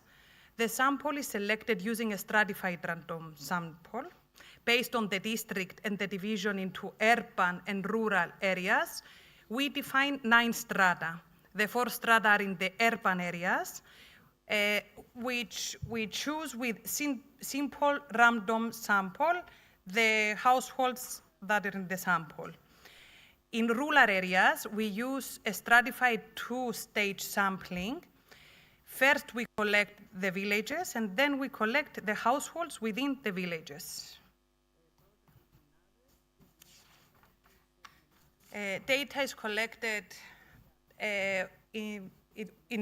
with 2 methods, with the completion of the questionnaire, which is completed by the enumerator with personal interviews at the households, and with the completion of the daily expenditure diary that we provide the households, and we ask them to keep their receipts for 14 consecutive days or to write down their daily spending. It is important that we persuade households to complete or keep the receipts so that we have results for all the 13 categories that are in COICOP 2018 classification system. The overall response rate is close to 75%, which is considered highly satisfactory for a survey of this complexity and demand. Thank you very much.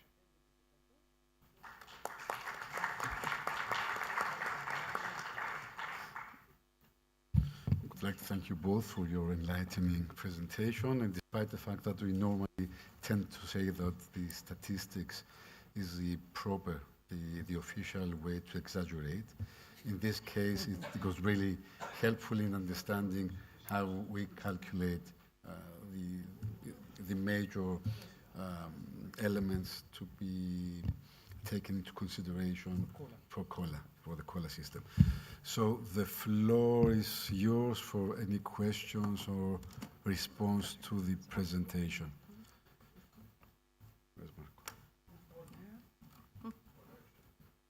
Correction. Because I know that Eleni and Sophronize were not prepared to speak about the cost of living allowance, but the underpinning statistical system of cost of living allowance. So, and they said that cost of living allowance has spread, both in the public and private sector. We have to explain to our audience that in the private sector is within the framework of a collective agreement.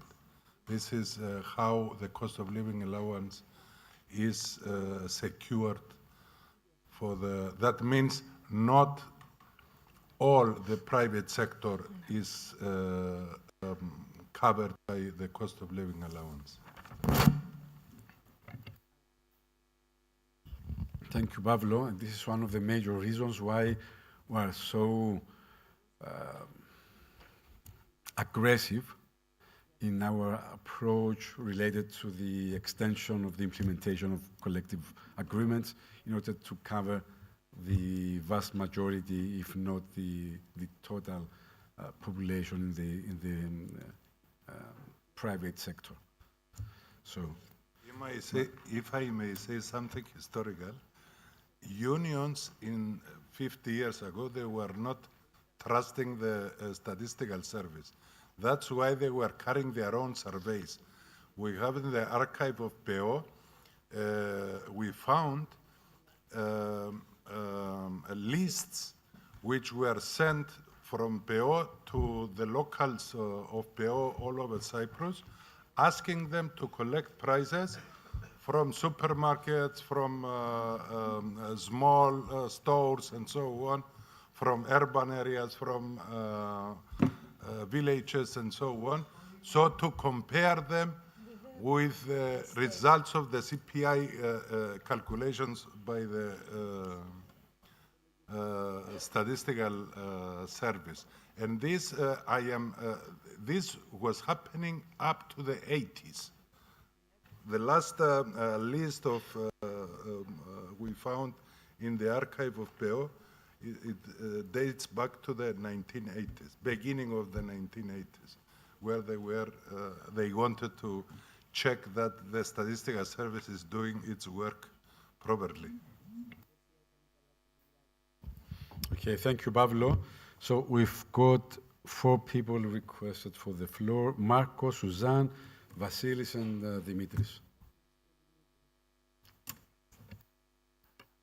Thank you very much for the presentation, and also for, especially for the hospitality here in Cyprus.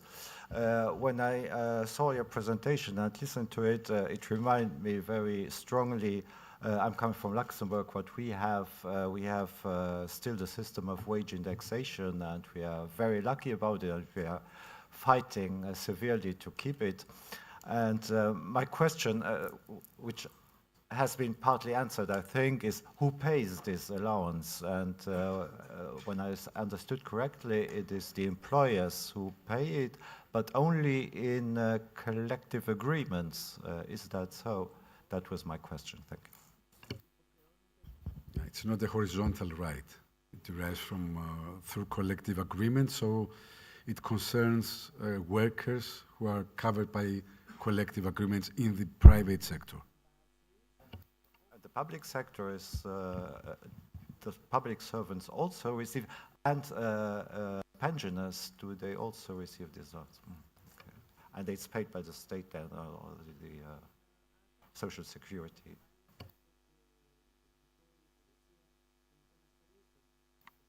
Just 2 small questions. The first is this also for collective agreements on a company level? Are they all also included? And my second question is from our experience in Germany, how we ask people, in which languages do you ask people for their what they use or what they are buying? Because the question is, because of migrant workers mostly don't speak Greek, but they are the poorest in buying something. This is with us in Germany, it's the same case, and we don't ask them in their mother language. Therefore, the question is, in which languages do you ask?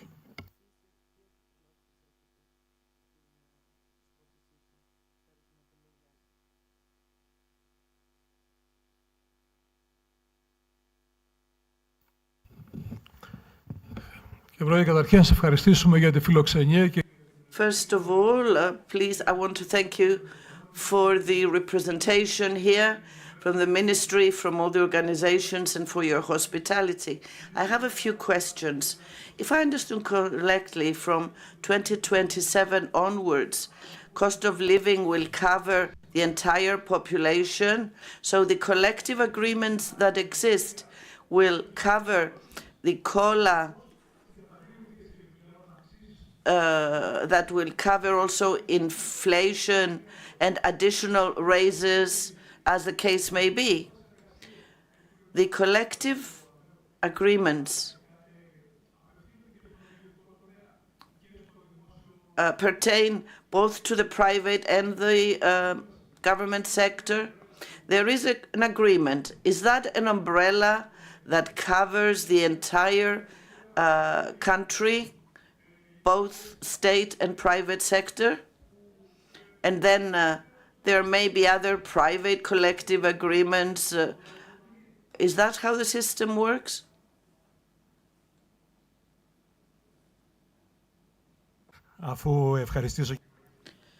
I also want to thank you for the hospitality.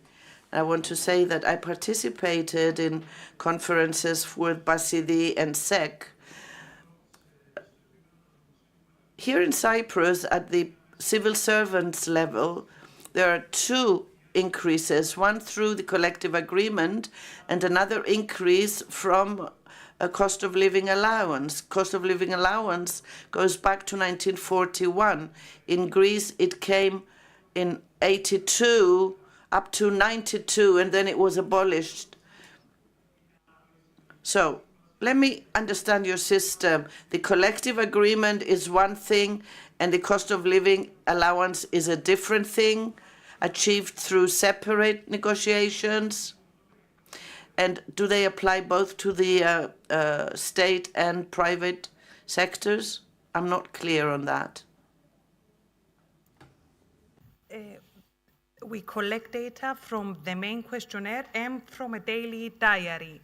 The main questionnaire is in English and Greek only because it has so many information. You have to ask all the expenditure of the household, and we didn't translate it into other languages because we wouldn't have the personnel with the skills to have to complete the questionnaire correctly.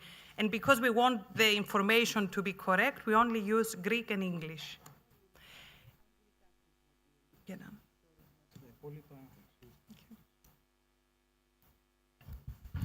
Απλώς να σημειώσουμε σε σχέση με την ΆΤΑ της συλλογικές συμβάσεις ότι η ΆΤΑ δεν... About COLA and collective agreements. COLA is not an increase. It's a compensation for loss of purchasing power due to inflation.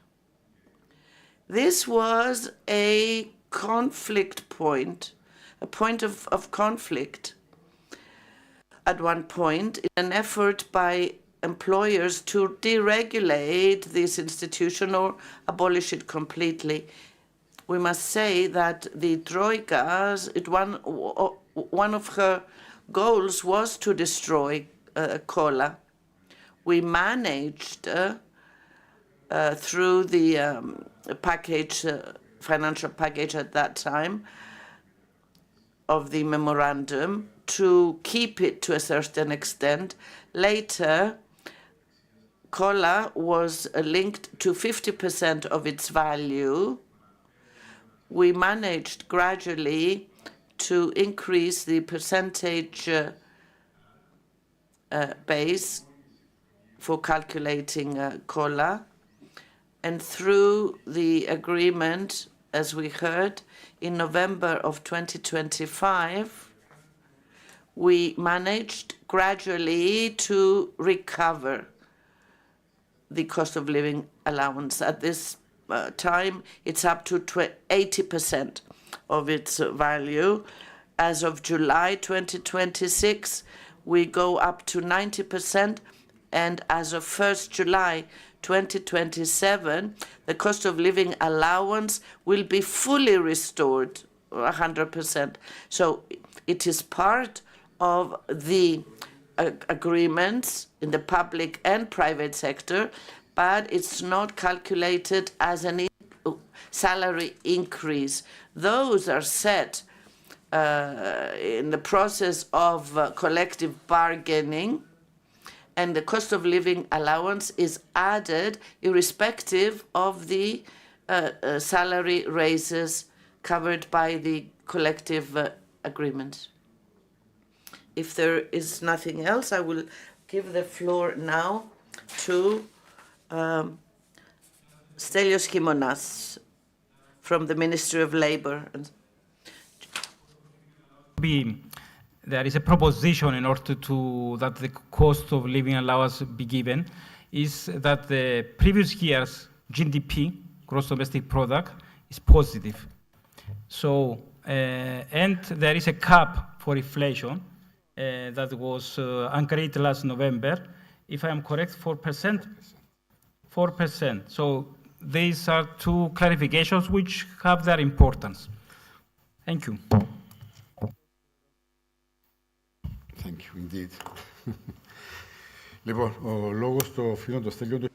We give the floor to Mr. Stelios Himon as Permanent Secretary of the Ministry of Labour and Social Insurance. He will present to us the institution of minimum salary in Cyprus in an effort to support employees and especially new entrants in the labour market for whom there is no coverage under collective agreements. Thank you, Andreas. Good afternoon, everyone. Welcome to Cyprus.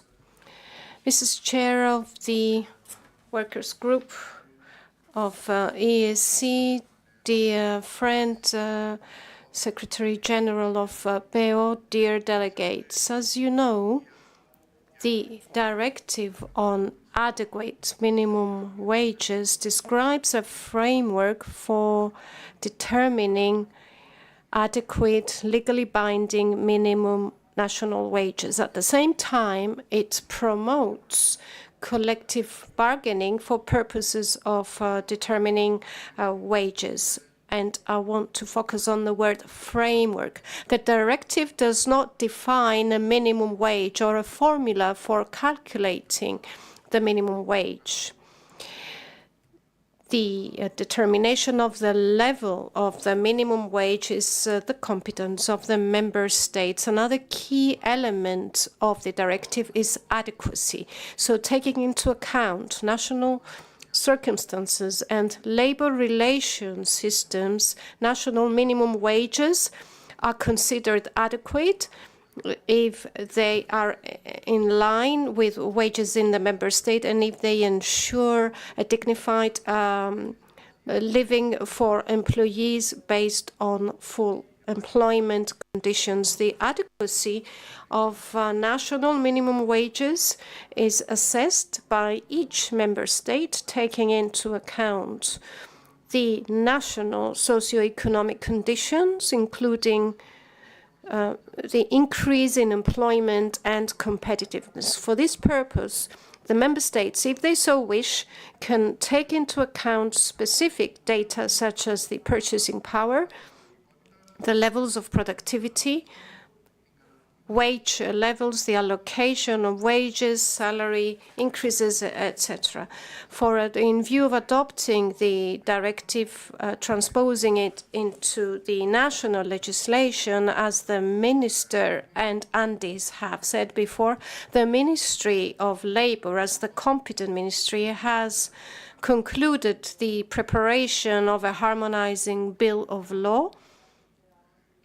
The final text of the bill is the result of the social dialogue through the structures that we have already described between the ministry and the employers and organizations and trade unions, and the first draft was completed in 2024. As we know, after the publication of the directive in October 2022, Denmark went to court and appealed this directive. It questioned the legitimacy of the directive, and it supported that the European Union does not have the competence to intervene in issues of salaries and collective bargaining, because in their view, the directive comes in conflict with national sovereignty in setting wages. At that point, the procedure in Cyprus froze as well, as we were waiting for the court proceedings. The proceedings concluded with a final decision in November 25, and based on that decision, the request of Denmark to fully abolish the directive was dismissed, and the court upheld the legitimacy of the largest part of the directive, although it rejected certain technical provisions, such as some mandatory criteria to make sure that the autonomy of member states is secured. After that, the social dialogue was reiterated, and in the beginning of 2026, in order to be able to assess the court decision and determine whether any differences would arise in the social dialogue that was concluded in 2024. So, as I have said, the bill is now in its final form, and it is with the Law Office of the State for vetting, for evaluation, and according to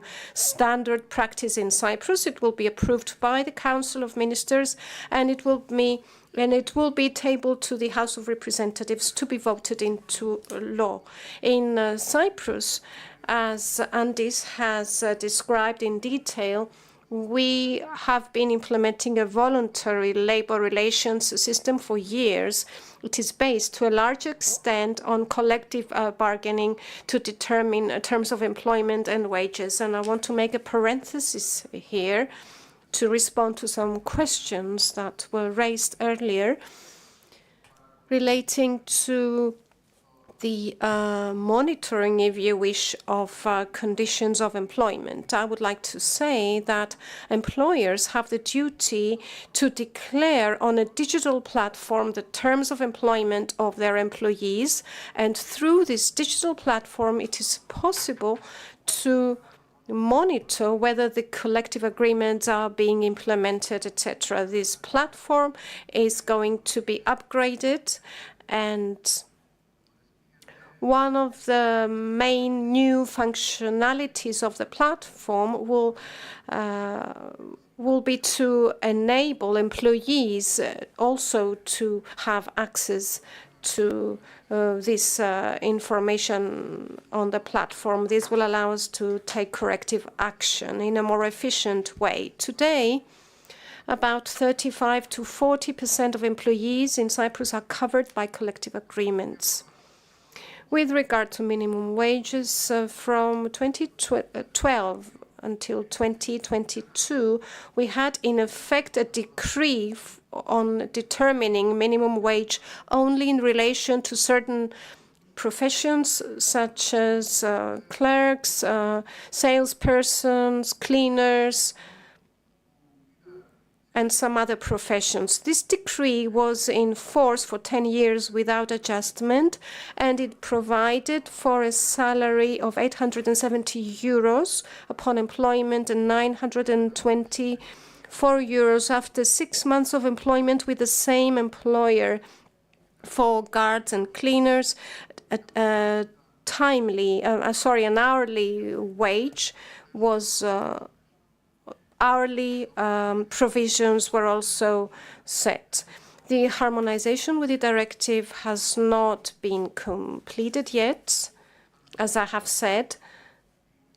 And however, the government, in collaboration with social partners, has acknowledged the importance of determining minimum wage. And as I have said, this wage should be determined at a level that will provide, on the one hand, an adequate minimum standard of living, and on the other, it should not have a negative impact on the competitiveness of the economy and businesses. So taking all of that into account and the decree in force, many of the provisions of the directive have already been adopted and implemented through this decree as we await the voting of the law. In this equation, we have taken into account the level of wages provided for in the collective agreements, amongst others.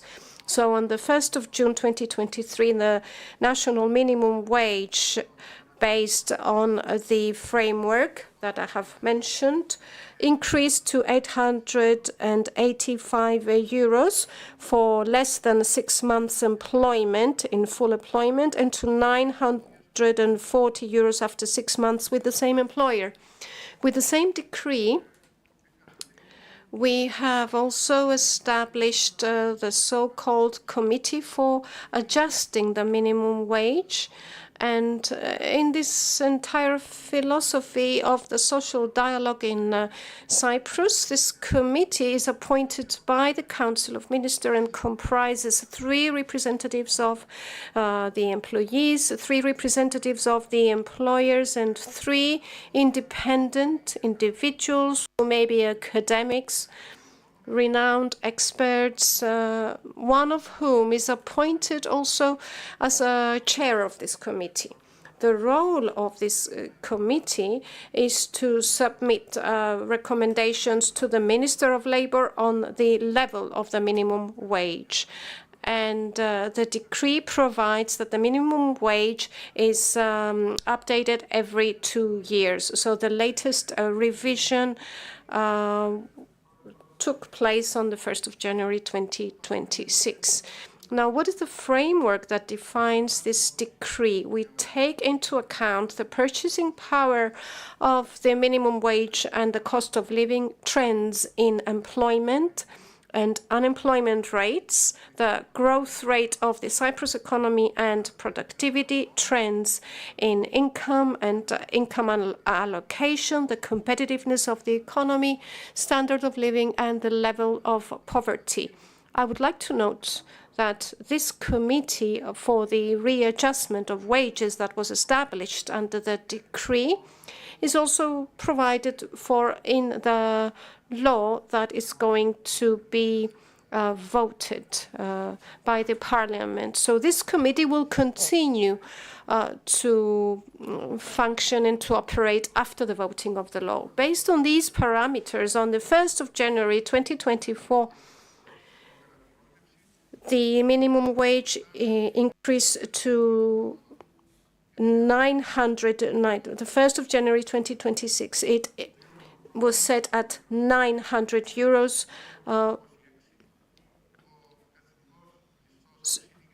That was 2024, and on the 1st of January 2026, it was set at €990, and after 6 months with the same employer, it was set at €1,088. And the average mean wages for 2024. So, €1,088 is about 77.8% of mean salaries in Cyprus in 2024. In the decrees that I have mentioned, the minimum wage refers to full employment conditions without defining what full employment means, so how many hours per week is full employment. However, I want to note that the definition of minimum wage in the directive, Article 3 in particular, is the minimum wage established by law or collective agreement that the employer is obliged to pay to the workers during a given time period. This is what the directive says. So this interpretation, in our view, creates a clear obligation to determine a minimum wage on the basis of specific weekly hours of employment or to determine an hourly wage. So, by order of the Council of Ministers, this committee for the readjustment of wages that I have mentioned earlier has undertaken to submit specific proposals to the Minister of Labour precisely on this issue of determining the hourly minimum wage. Thank you very much.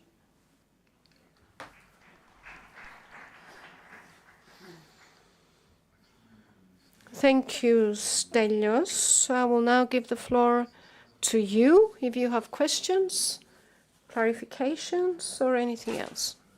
We are reaching the end of the first session, and I do understand that we're all tired. Many of you have arrived today, but let's make use of the presence of the Permanent Secretary of the Minister here with us. So if you would like any clarifications, please go ahead.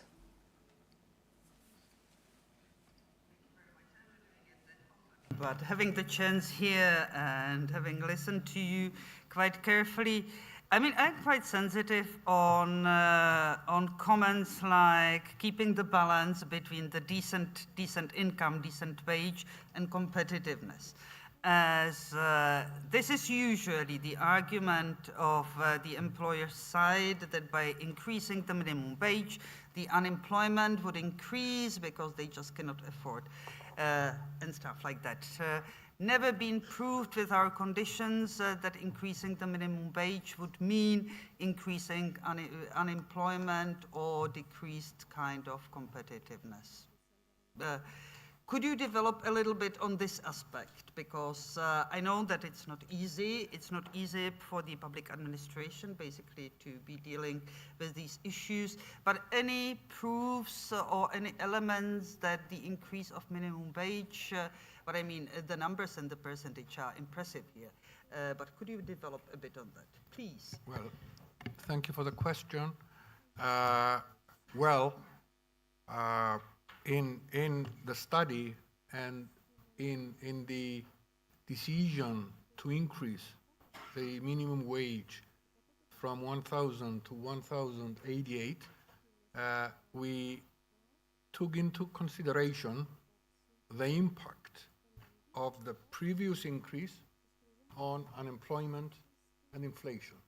And because there was virtually none, because we have full employment conditions, we didn't buy that argument. So that's your answer. A very good one. Thanks a lot. Pavlo, Sotiroula. Jacob, okay.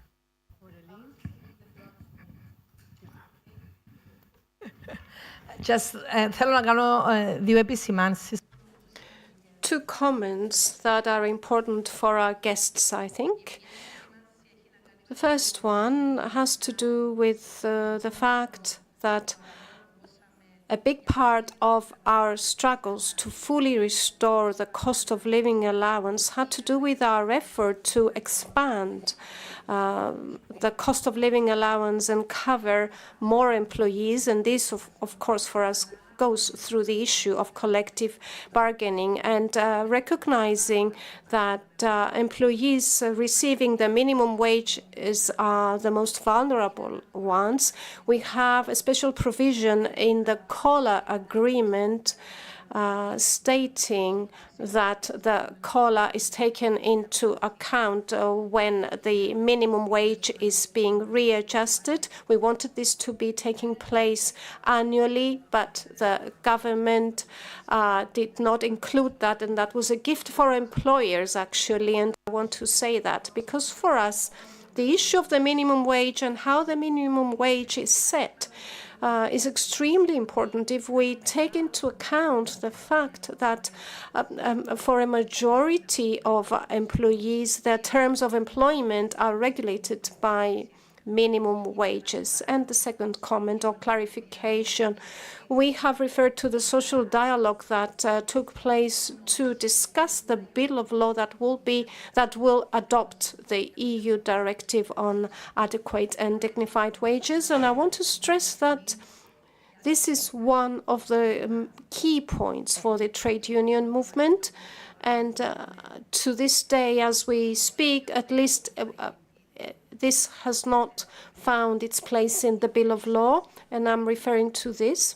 We are concerned that we don't want the minimum wage to lead to a further downgrade of what we have agreed as for minimum recruitment in the collective agreements. There is this danger if we take into account what the permanent secretary, what the director of the Industrial Relations Department has described. Several employers, although in the collective agreements there is a provision saying that they're covering all employees of that sector, several employers are not implementing what the collective agreements are saying. So for us, it is extremely important in this bill of law that will transpose the directive to clarify that where we have agreed minimums in the sectoral collective agreements, and in the large majority, these are above the national the national minimum wage. We need to make provision for that in order to avoid the risk of further erosion of the collective agreements if this is not included in the law. And this is an issue that we raised to the President of the Republic as well, and we have obtained promises on that. I would like to say it because it is important for colleagues to know how we see the implementation of this directive and the functioning of the minimum wage. What the permanent secretary for the hourly minimum wage is important. This is also another key issue in order to have a proper framework for setting minimum wages. Thank you, Sotirul. Of course, you do understand that without the hourly minimum wage, there is not one wage. It is varied depending on the working hours in each sector. And of course, making use of the representatives of the statistical service, I want to remind you that based on the recent statistical data, it has been shown that the minimum wage, instead of dragging salaries towards higher amounts, the practice is to expand the minimum wage, and this is to the detriment of employees themselves. Aurélie and Jacob.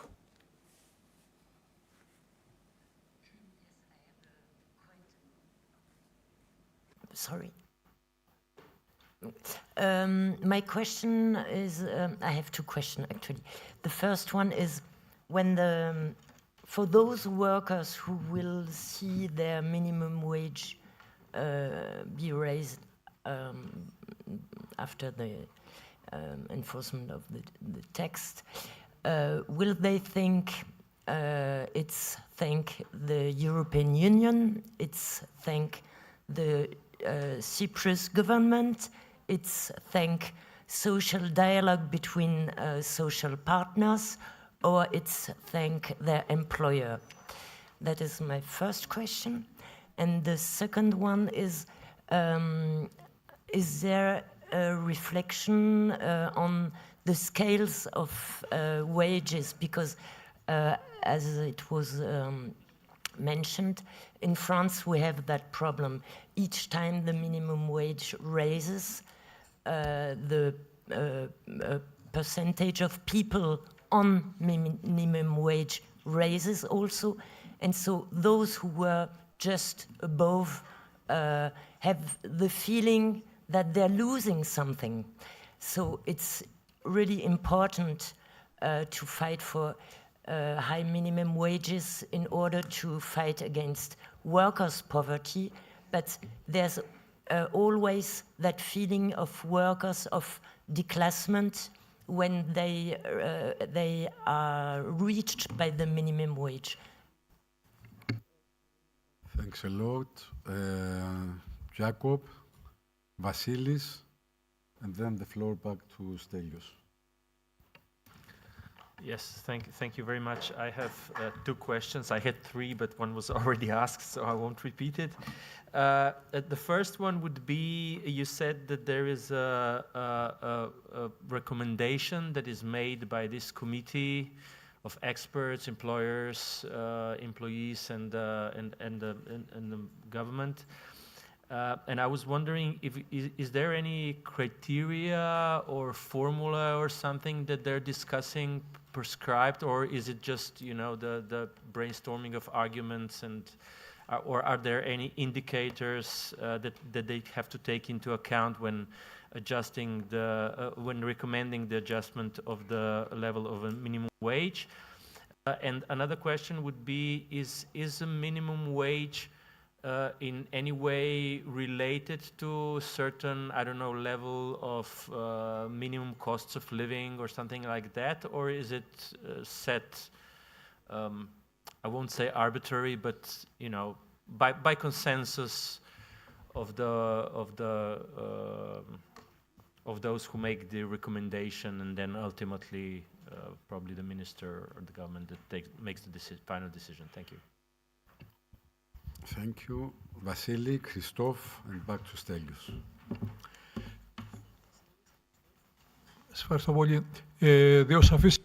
Thank you. Two clear questions. One is minimum wage and COLA. Are they linked to pensions, or are they completely non-related? The second question. In the procedure you're at, with regards to pension restructuring, are you also discussing the increase in the age limits or not?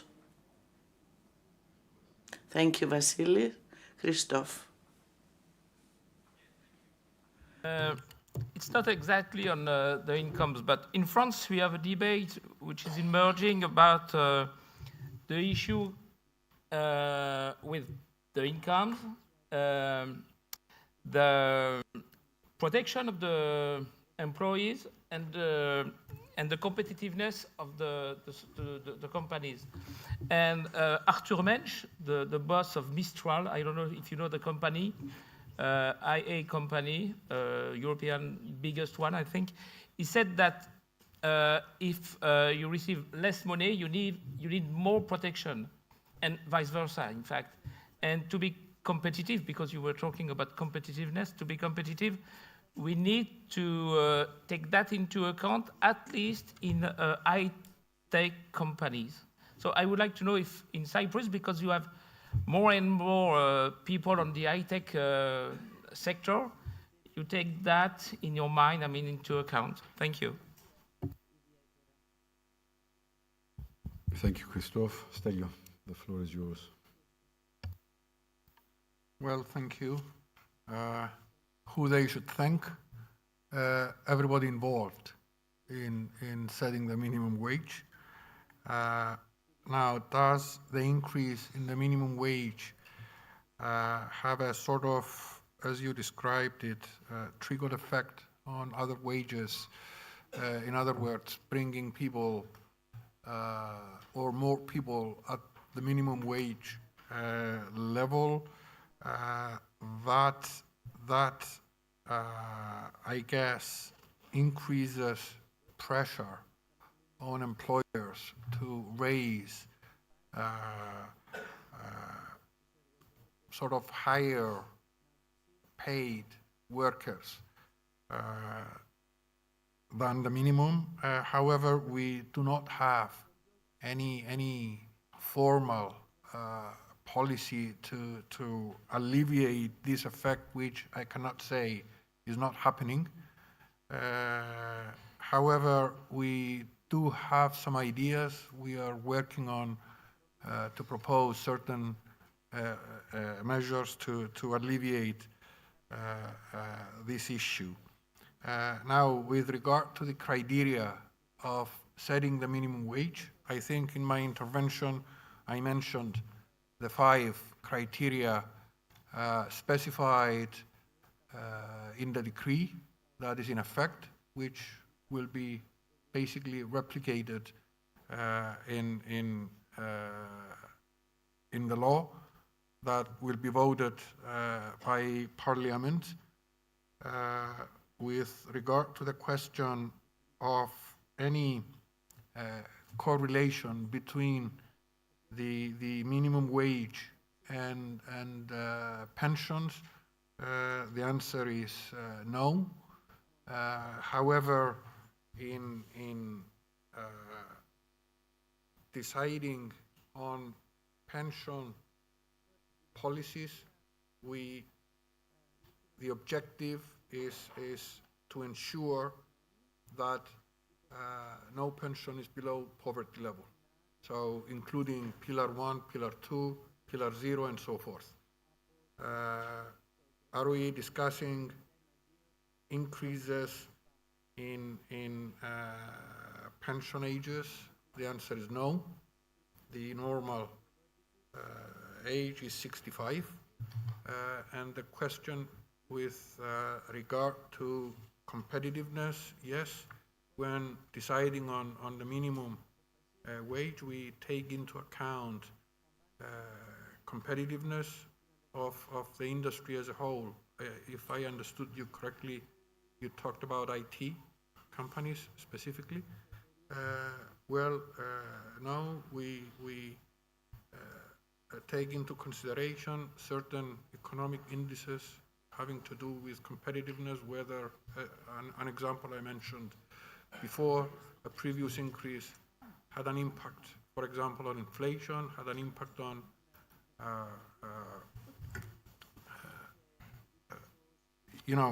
other things, and my view is if you have satisfied workers, in other words, getting well paid, then they're more productive, and then the companies make more money, and that boosts their competitiveness as well. Thank you. Thank you, Stelios. So I've got a slight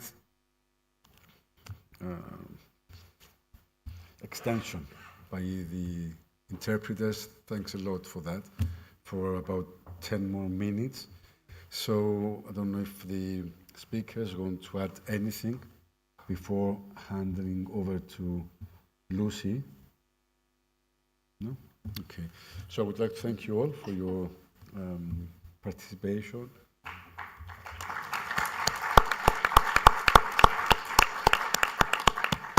That's for you, Pablo, for not coming back. Just one comment. The minimum wage readjustment committee does not make a single recommendation. That means there is not unanimity.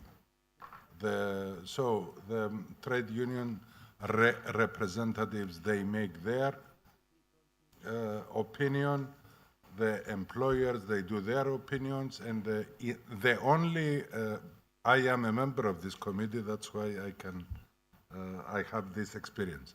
The only members who act as a group are the so-called independent members of the committee. But because one colleague asked whether there is this, whether there is a single recommendation, no, there is not. There is no a single recommendation. Thank you, Pablo, for your clarification. I think we could conclude this session by stressing out the fact that social dialogue is by definition and mainly social. So this should be the main message to all partners involved in this process in order to benefit and thank orally the people who are seeking for social inclusion, in order to promote democracy, in order to promote the needs of the workers. So I would like to thank you all for your participation. You are really invited tonight for dinner at Zanetto's Tavern. And you will be having, before handing over to Lucy, I just wanted to make sure that we will all be having the ability tonight to talk it over, to talk over everything over in transparency. And I will give you a theoretical example which will become certain this night tonight. Transparency can serve to its great extent in both ways, by drinking zivania, the local drink. It's a transparent drink. And of course, on top of that, we can have, what's the word? Mastic, which is also transparent. So we can have zivania and mastic tonight in order to promote transparency. Lucy, the floor is yours. Thank you very much, Andreas. Not just, for what you just mentioned. So I'm just reminding to everyone, there is a dinner for which we are kindly invited. You can see the name of the restaurant and also indication how to get there on the screen. There is no transport foreseen or planned. On the other hand, if there is a need for some taxi services, our people are here and willing to help with contacts to the taxi companies. So 8 o'clock tonight, you have already heard from Andreas some indication about the transparency, and basically, as we have received this afternoon, a lot of different details and information, not just about the, hey guys, hang on still for a few seconds. Not just about the system of labor relations here, but also quite a lot of details about the minimum wage, about the implementation, transposition of the directive of adequate minimum wages and collective bargaining, but also about the system of adjustment of the different benefits here. So we can still exchange on this, because it's not that easy to get it, just at the first moment. But I would like to thank all the speakers for really brilliant interventions this afternoon that are helping us to understand much better the conditions and the situation here in Cyprus. So thanks a lot for this. I would like also to remind you that on the door from the other side, you've got already indications about your departures tomorrow. So majority of the people can stay and leave after 1 o'clock at 1:15. But for the previous flights, there are indications for the people who actually share the same flight to be able to share the taxi to the airport. Let me now thank a lot to the interpreters who have been really flexible and great enough to stay with us a few more minutes. Great job from your side, so thank you very much. So that's all for today. Enjoy the evening, enjoy the lovely dinner I am sure we're gonna have, and we're gonna be back at 9:30 sharp tomorrow morning to continue with other sessions. Thank you very much. The meeting. In the morning. Thank you very much. The meeting is adjourned.